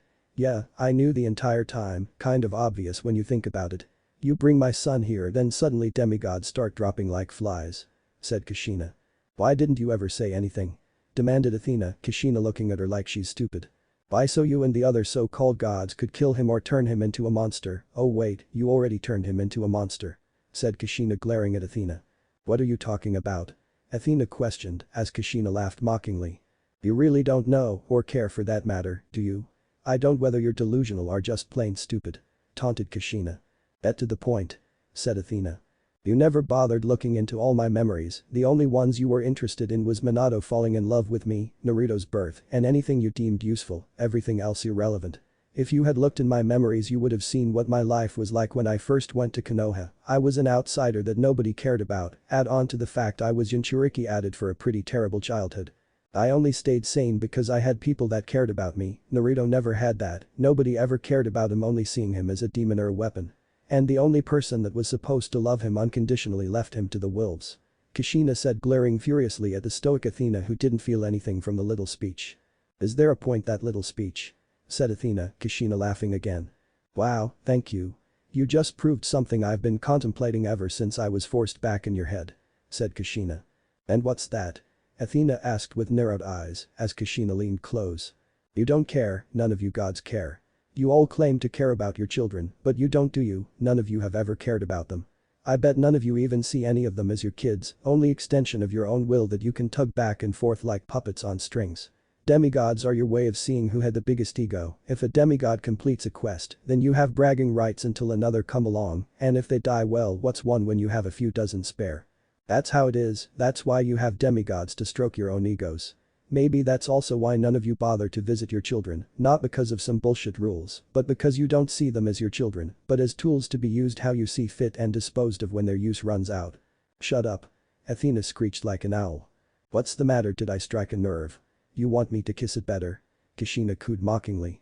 "You know nothing about the gods, how we feel living for centuries, being turned into nothing but myths and legends, we only live on our children," said Athena, glaring angrily. "You know I see your lips moving and words coming out, but all I hear is excuses," remarked Kushina. Finally losing her patience, Athena threw Kushina across the room where slammed into the wall, but all she did was laugh. "Ahahahaha, wow, I actually made the calm and collected Athena get angry, I guess there really is a first for everything," laughed Kushina, Athena sneering at her. "You're insane," Athena spat. "What can I say, it runs in the family," said Kushina. "Laugh while you can, but once I find Naruto I will kill him, then I will find a way to be rid of you forever," Athena said, leaving the mindscape, never seeing Kushina's eyes flashing red. Once Athena left, Kushina got up, dusting herself, all the while smirking. "Stupid bitch, she didn't even notice there was no force behind her holding me or throwing me. Just goes to show how arrogant she is," Kushina thought. The reason being she's close to having taken enough power to take control of Athena's body, and after that comment about killing her baby, she isn't planning on being gentle. "I wonder what I should first once I get control, maybe pop in her cabin and slaughter her demigods, or maybe locate all her ex-lovers and kill them and their families, oh the choices," thought Kushina, a bloodthirsty grin on her face showing where Naruto got his murderous tendencies from. But Annabeth finished gathering her belongings in her car and prepared to get as far away from Mistral as quickly as possible, but she stopped once she got in. The reason being the GPS navigation system that Annabeth knew for a fact wasn't there before. Before she could contemplate where it came from, though she had a few guesses, it turned on with a message on the screen. "Consider this a prize for entertaining me." The message then changed to a map showing directions to a safe house. "Wonderful, now he's helping me or leading me into a trap," thought Annabeth. Well, if it was a trap, she's already shown him that she's not going to be just another one of his victims. Council chamber. So, not only do we have a killer on loose, but now we have a lunatic vigilante on the loose, only they're using a gun and have already killed 4 demigods, one of which was a council member, is that what I'm hearing? Shouted Jason in anger, having been angrier ever since the 5th cohort was massacred. Yes. Percy said lowly. Before anything else could be said, the doors opened, revealing Will Solace, son of Apollo. What? Demanded Jason, Nico shooting the Roman a glare before smiling at Will, which was returned. We just got an anonymous call saying they saw a suspicious figure running towards the apartment district, and Will began before stopping as if unsure to continue. And? Jason said impatiently. And they said not long after Annabeth could be seen driving out of Mistral. Finished Will. For a moment nothing was said as they all processed this information. Finally, someone spoke, and surprisingly it was Percy. Alert all demigods and settlements, tell them Annabeth Chase is under suspicion for the murder of 4 demigods including a council member, going against orders, and vigilantism. Ordered Percy. With Naruto. You know, the first time I killed someone I was 9 years old. Even to this day I still remember it with crystal clarity, the events leading up to it, the horror on my victim's face as they realized their life was being cut short," said Naruto, laying on a couch staring up at the ceiling, twiddling his thumbs. All the while Artemis screamed in pain as Thalia put Stygian iron needles in several of her pressure points. Before that, the thought of killing, let alone injuring, someone had never even crossed my mind. The only thing I cared about was becoming Hokage, stuffing my face with ramen, and earning the villagers' respect. Looking back, I can't help but wonder just how brain dead I had been, possibly due from nurses constantly dropping me on my head in infancies. Oh yeah, did I forget to mention I have photographic memory, I remember every little detail from the first moment I opened my eyes," said Naruto, looking at Artemis. "Anyway, the moment when I first thought of killing someone was after my most recent mob beating, I also remember that as well. It was the worst, as the ones before only consisted of drunk civilians, this time there were shinobi. I was stabbed, punched, kicked, pretty sure I was also set on fire, not sure when as I blackouted partway through. But it was the end that I still remember. A Chunin came to the front holding a kunai, his eyes shining with madness and sadistic glee, and he said to me, "It's time to go back to hell where you belong, demon, time for you to pay for our friends and family you killed, and no one will care, because no one could ever love a worthless demon like you." After that he took his kunai and carved my face up to the point even I wouldn't have recognized myself in the mirror. Then he stabbed me 9 times in the heart. Even to this day I still wonder sometimes why or how I survived," Naruto said. "When I came through I was in the hospital and I was wearing that mask," said Naruto, pointing to his mask. "Well, not that mask, but one of several masks that needed to be made to hold my face together after the dozen or so surgeries the Hokage forced the doctors to perform to keep me alive. When I first saw the mask over my face I laughed so hard tears fell down my face." "Do you know why I laughed?" asked Naruto, only getting another scream in response. "It's because I finally realized something, no one would ever care about me, no one loved me, I truly had nothing to lose. But the people that hurt me, they did have something to lose," said Naruto, his eyes darkening. "When I got out of the hospital I tracked down the Chunin that stabbed me, I monitored him for weeks, learning his schedule, where he lived, his friends, everything. I learned he had a wife and son who was enrolled in the academy, I learned everything about them as well. When I learned all I needed, I enacted my plan. I waited outside the Chunin's home and waited for them to go to sleep. Once they were asleep I snuck in and drugged them to keep unconscious for a good long while, I then dragged them to a secure location and restrained them. When they had come through I wasted no preamble, I injected them with a slow-acting acid that began to eat them from the inside out. I gave the Chunin and his wife 2 kunai with 3 choices, either kill me to get their vengeance, and maybe, just maybe escape to get help, kill themselves to end the pain. Or kill their son to not watch him suffer," said Naruto, smiling at the memory. "The wife took the easy way out, stabbing the kunai in her throat. The Chunin though chose to instead kill me, I got out of the way, and he instead ended up stabbing his son in the chest. I remember the horror etched on his face at what he had done, the helplessness and despair in his son's eyes, realizing he would die at his own father's hands. While the Chunin cried over his son's corpse I slit his throat, all the while looking into his broken eyes. I remember it all," said Naruto before turning to Artemis, who was now whimpering. "You know, you could at least say something, I mean I'm pouring my heart out here right now," Naruto said. No, just going to lay there and whimper through the pain. I swear none of you have any manners," said Naruto. "Anyway, I then systematically killed everyone who had ever been part of the mobs that attacked me, along with their families, sometimes even making them kill their families. It was a true learning experience, it helped open my eyes that given the right circumstances, someone would kill their own children if it meant saving their own skin. Kind of like what most of you gods do," Naruto added. "But of course all good things come to an end. It wasn't until a few years later that I realized the doctors that performed my surgeries put a poison in me, slowly killing me over the years, and would have succeeded if I didn't have a guardian demon that absolutely loved my games. But that's a story for another time," said Naruto, sitting up. "You know, after that story, how about we see what's on the TV?" Naruto said, grabbing a remote and turning a large TV set up in front of Artemis's table, not that she could see. "Yes. My favorite show is on. It's called Hunters Become the Hunted, I think you'll love it," said Naruto, pressing another button, causing Artemis's table to tilt up enough for her to see the screen. What Artemis saw on the screen filled her with fear and despair, as there on the screen was Kalisto smirking at the camera at her hunter's camp with dozens of werewolves. It didn't take a genius to realize what was about to happen. "Oh, don't look like that, who knows, maybe the hunters will be able to survive, after all werewolves are weak to silver," Naruto said in a comforting tone, which was ruined by his slasher smile. What he didn't tell Artemis was that he put seals on all of Kalisto's wolves, making them immune to silver. Now just to kick back, relax, and enjoy the bloodshed. thought Naruto smirking. With Kalisto. Kalisto strolled right into the hunter's camp, ignoring the look she was getting. She didn't have to worry about any of them recognizing her, considering all the hunters from her time were either dead, kicked out, or left. She left her wolves waiting for her signal. "Are you new hunter Lady Artemis found?" one hunter asked walking up to Kalisto. "You could say I'm a hunter," replied Kalisto as her claws came out. "Wonderful, though you'll have to wait as neither Lady Artemis or the lieutenant are here to have you take your vows. But we'll help you get settled in, sister," said the hunter as Kalisto gave a cold smile. "That won't be necessary, I don't plan to stay long," Kalisto said as the hunter suddenly got a bad feeling. "What do you mean?" asked the hunter slowly reaching for a hunting knife. "Where did you get that circlet?" another hunter shouted as they all finally took notice of the silver circlet on Kalisto's head. "Where do you think I got it?" retorted Kalisto as the hunters began aiming arrows at her. "What have you done to the lieutenant?" demanded another hunter. "You should be less worried about Thalia and more worried that I'm about to kill you all," Kalisto said. Before any of the hunters could react, Kalisto slashed the throat of the hunter in front of her with her claws. "Now before I get on to tearing the rest of you apart, let me introduce myself. My name is Kalisto, and yes, before you ask, I'm that Kalisto, and yes, this is all very personal," said Kalisto as her eyes turned crimson red, her teeth elongated into fangs, and her features became more wolf-like. Kalisto then unleashed a roar, making a few hunters drop their bows to cover their ears from the loud roar. Instantly all of the werewolves jumped out and began ripping into the hunters, aiming to kill them all, rather than turn them.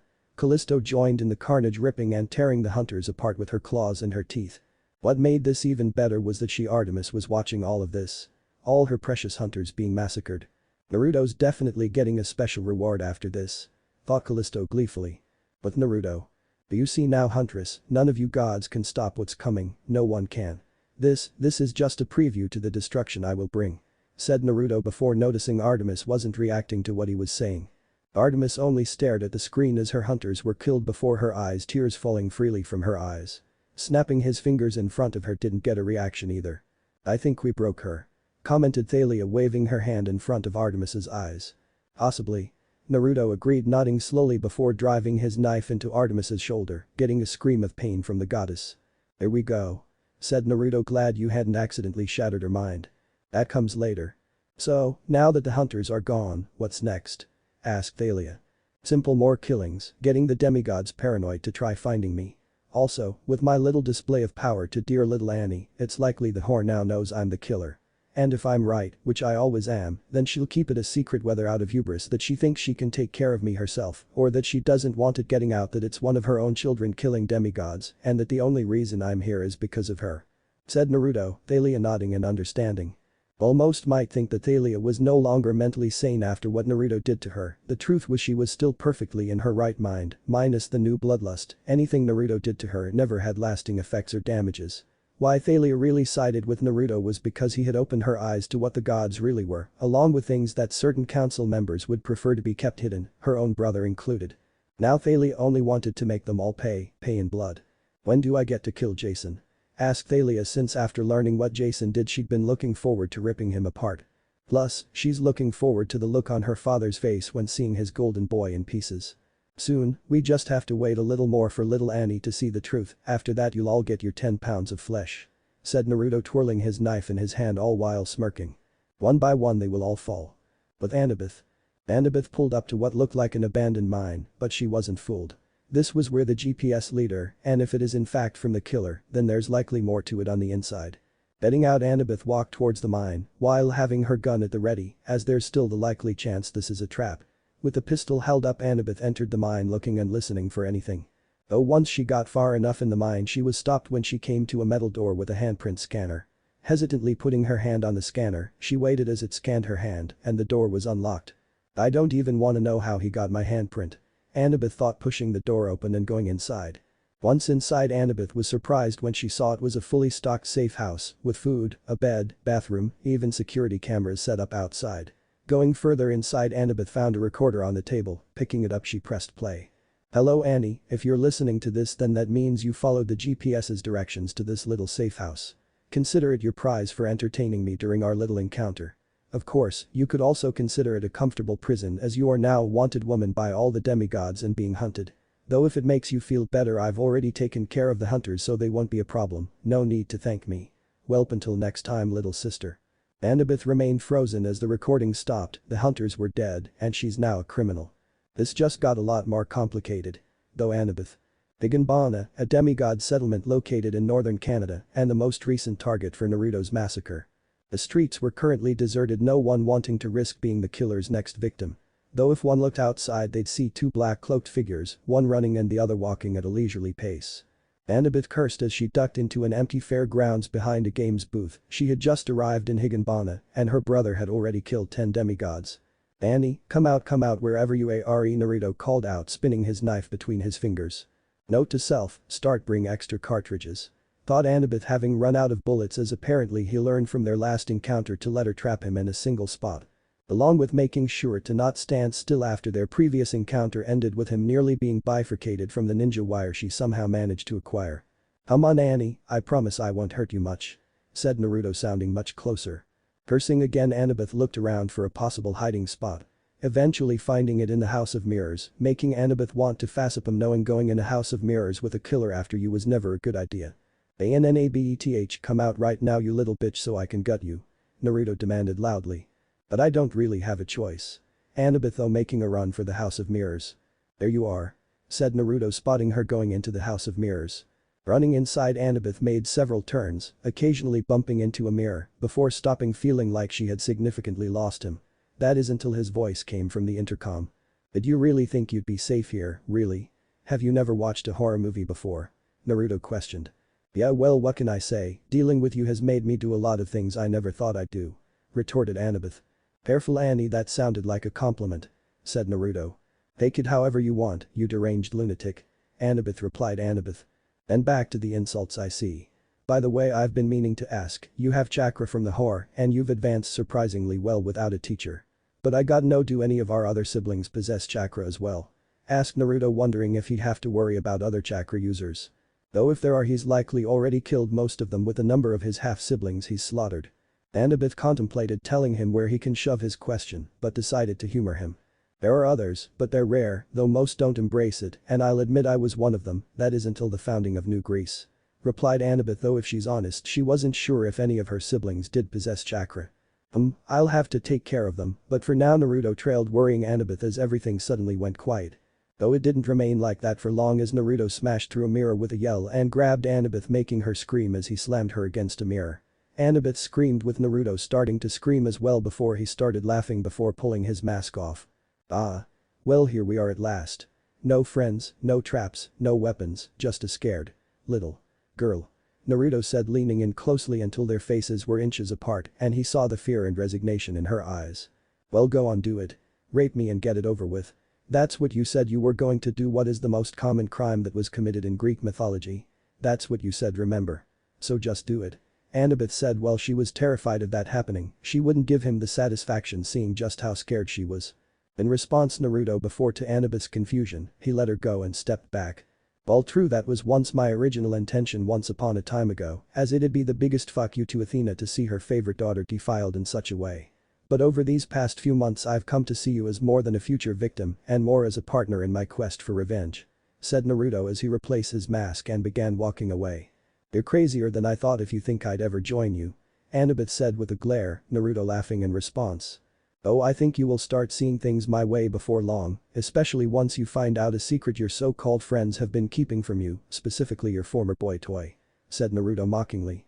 What are you talking about? What secret?" Annabeth demanded. "Let's just say like father like son. See you soon, Annie," Naruto said, shining away. Clenching her fists, Annabeth angrily slammed her fist against the mirror she was just held against moments ago, smashing it before leaving in the same manner as her brother, with a single thought running through her mind. What secret is he talking about? Time skip 3 days, Demigod Council. They slipped through our fingers again. How do they keep escaping? Percy shouted, slamming his fists on the table. We don't know. We've said this before, none of us know how they're escaping us. They aren't using magic, they aren't using any vehicles, and we've searched all the settlements and 2 miles of surrounding area for them, we don't know. Yelled Hazel, sick and tired of Percy reminding them of their failures of capturing the killer, and more recently Annabeth. Percy, what about Rachel, has she seen anything in regard to the future, like if we're going to capture them eventually? Naiko asked calmly, considering at least one council member needed to keep a level head. No, Rachel hasn't seen anything, ever since the killings started she hasn't been able to get any visions of prophecies. Percy replied, Thalia cutting in. The same with Apollo ever since Artemis vanished and the hunters were massacred, he's been going crazy looking her that he's only getting tunnel vision. Added Thalia. Alright, that's enough of all this nonsense. The next time the killer or Annabeth show up, me and Percy will be waiting for them. Jason said confidently, the others trading looks before nodding in agreement. Jason and Percy were the two strongest demigods they had, they'll be able to handle themselves against Annabeth or the killer, no matter what tricks they have. All while Thalia secretly smirked. Looks like I'll be delivering on my promise sooner than I thought. Thalia thought, a wicked gleam in her eyes. With Annabeth. Annabeth wrapped a towel around her body after stepping out of a shower. Entering her room, Annabeth stopped when she saw a DVD on her bed, pulling out a knife, having hidden several weapons throughout the bunker, just in case Naruto did show up. She looked around warily for any traps along, seeing if he was hiding anywhere. Once she was completely sure she was the only one in the bunker and there were no traps, she grabbed the DVD and played it, thinking it was another message from her brother. Though not even 5 minutes into it playing, Annabeth's expression changed to shock, betrayal, and anguish at what it was. Covering her mouth, Annabeth gave a few choked sobs as tears filled her eyes, all while her brother's words rang through her head. Let's just say like father like son. With Naruto and Thalia. Naruto slit another demigod's throat before looking at Thalia, who was shooting arrows at a demigod tied to a tree, choking through the gag as Thalia shot an arrow through their throat. Have I ever told you, you are incredibly sexy while murdering someone and covered in your victim's blood? Naruto said, looking Thalia up and down. You could do to say it more often. Smirked Thalia, crossing her arms under her bust. Also, your brother and Jackson are here looking for us, well me really. Said Naruto, Thalia nodding before both demigods went to intercept their targets. So are you going to kill Percy? Thalia asked. As much as I'd love killing the sea spawn, Medusa's already called dibs on killing him and you know I'm not one to steal from a comrade. Replied Naruto. Do I get to kill Jason? Asked Thalia. Play him alive for all I care, he's yours to do with as you wish, sweetheart. Naruto said, Thalia stopping him and slamming her lips against his. You're so good to me. Well, I'll be off, I have a brother to kill. Said Thalia, running off. Just make sure it hurts. Naruto reminded. If he had one rule, it's to make sure his victims died in agony. But that Naruto ran towards where Percy was soon arriving and he put his mask on. Hello, Percy Jackson. Said Naruto, stepping into view, making Percy face the killer with a glare. You're the one responsible for all these killings, all this destruction. Percy yelled, Naruto chuckling at his anger. What can I say, guilty as charged. Naruto said, Percy gritting his teeth. I'm going to stop you here and now. 92. Your reign of terror has gone for too long and now you're going to pay. 355. And I will. What are you doing? Percy demanded. No, go on. Continue. Don't mind me. Said Naruto, motioning Percy to continue. And I will avenge my mom's death. Ooh, wow. 419. That's what the hell are you doing? Shouted Percy. Oh, sorry, it's a little hobby of mine.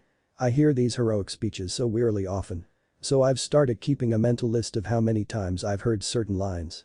Naruto admitted, Percy looking at him like he's lost his mind. You insane bastard. Percy said. 190. Yeah? Well, I'm going to fuck you face. Percy said, shouting the first thing that came to mind. Ho ho, my. 12. Naruto smirked beneath his mask as Percy growled in anger. Also, I don't swing that way, but I'm sure Drew is still coherent enough to help. You want me to go get her? I know you two are very close. Said Naruto mockingly, Percy finally reaching his breaking point and drawing Riptide. I'm going to fucking kill you. Percy shouted, charging at Naruto. Ah, if I had a drachma for every time I've heard that, and 500. Here is your prize. Naruto said before unsealing the Kusanagi sword. The former owner being too dead to stop him from taking it. Both demigods' blades clashed against each other, one fighting for vengeance and justice, the other for death and destruction. But Thalia. Ojason Thalia called out, getting her brother's attention. Thalia, what are you doing here? Questioned Jason with a frown, wondering what his sister was doing here. Why, to kill you, of course. Thalia confessed with a malicious smirk, drawing her spear. Jason was shocked for a moment before things began falling into place, the killer managing to get into Mistral without anyone realizing it, Thalia not being present when the hunters were attacked, all of it. All this time you've been a spy for the killer. Shouted Jason, glaring at Thalia, who merely shrugged. What can I say, I got bored playing the hero, too many rules. Thalia said. Traitor. Jason roared in anger, charging Thalia, who kept him back with her spear and lightning, which he retaliated with wind. Everything we've built so that demigods could be safe and the hunters, you turned your back on all of it. Jason shouted, launching a blast of wind at Thalia. Yeah, I did, but you aren't really one to talk. I know about all your little deals that you tried to keep hidden. Tell me, how many nymphs, mortal women and demigoddesses did you have to give to our bastard father to get him to agree to let the gods help build New Greece? Retorted Thalia. Everything I did was for the betterment of all demigods, something you clearly don't understand. Jason threw back. So what if he had to turn a blind eye as he offered his father nymphs, mortals and demigoddesses? It was for the greater good. You really are your father's son. Thalia said in disgust. Oh yeah, well, how many demigods have you killed by helping that maniac? Retorted Jason. I don't know, I lost count after 100. But you wanna know the difference between us, Jason? Thalia said. What? Jason shouted before yelling in pain as Thalia's spear stabbed his through his leg. I'm honest about being a monster. You and the rest of the gods dress yourselves up as being benevolent when really you're no better than the Titans. No wait, the Titans were at least honest about what they were, so I guess you're all worse than even grandfather. Congrats.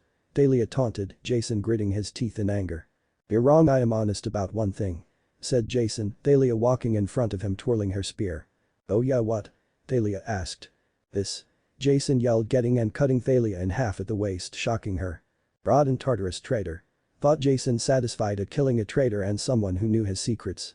Though he was soon shocked when Thalia suddenly vanished and yelled in pain, feeling something stab into his back. Looking, Jason was further shocked when Thalia stepped out from behind a tree with her bow. How? Jason demanded weakly from the arrows embedded in his back. A wind illusion pushed the wind together and lighting to add color and boom, a lifelike decoy. Perfect for sneak attacks. You can thank Naruto for teaching me that. Said Thalia, collapsing her bow and attaching it to her belt, and aims her spear at Jason's throat. So any last words? Thalia said, Jason glaring hatefully at her. Father will send you to Tartarus where you belong, you traitorous bitch. Shouted Jason, Thalia shaking her head in disappointment. The only going to Tartarus is you. Said Thalia before ramming her spear into his throat. Thalia watched as her brother choked on his own blood before finally going limp. And just to be sure. Thalia though stabbing her spear through his head to make sure he was in fact dead. But that finished, Thalia went off to where her boyfriend was dealing with Percy. She arrived just in time to see Naruto cut off Percy's sword arm, making the son of Poseidon cry out in pain, falling to his knees. This is the great Percy Jackson, the savior of Olympus, the greatest living demigod. I'm honestly a little underwhelmed. Said Naruto holding the kusanagi at Percy's throat. Just get it over with and kill me already, Percy said looking down. Whoa there, Boy Scout, lighten up, you need a pat on the back, a hug. Seriously though, bucko, way to bring down the mood. Said Naruto, Percy clenching his teeth. Is this all just a game to you? Percy demanded. A game? Hardly. If this was a game I'd be out tormenting demigods. No, you Percy, you're nothing but a chore to me. Said Naruto, sealing the kusanagi and turning on his heel. But not before creating a ball of black hellfire and burning Percy's severed arm to ash. Underworld. Jason, grace for your crimes, you shall be sentenced to eternity to the depths of Tartarus. Said the three judges, shocking Jason before he was dragged to the pit. No, no. You can't do this, I am the son of Jupiter, a praetor. Damn you Thalia, damn that killer bastard, damn them both to the deepest part of Tartarus. Jason cursed loudly, struggling against the ghosts holding him as they dragged him to Tartarus. You three did a good job. You're now 100 years closer to Elysium. Said Melano, leaning against a wall checking her nails. Thank you, Lady Melano, but even if you had not asked us, the boy still would have been sent to Tartarus for his crimes. One judge said. I know, but Naruto doesn't like leaving things to chance. Keep up the good work, and once I'm queen of the underworld you'll have earned your place in Elysium. Said Melano, melting into the shadows. What if Naruto hates Athena and Percy Jackson? End here, and thanks for watching my video till the end.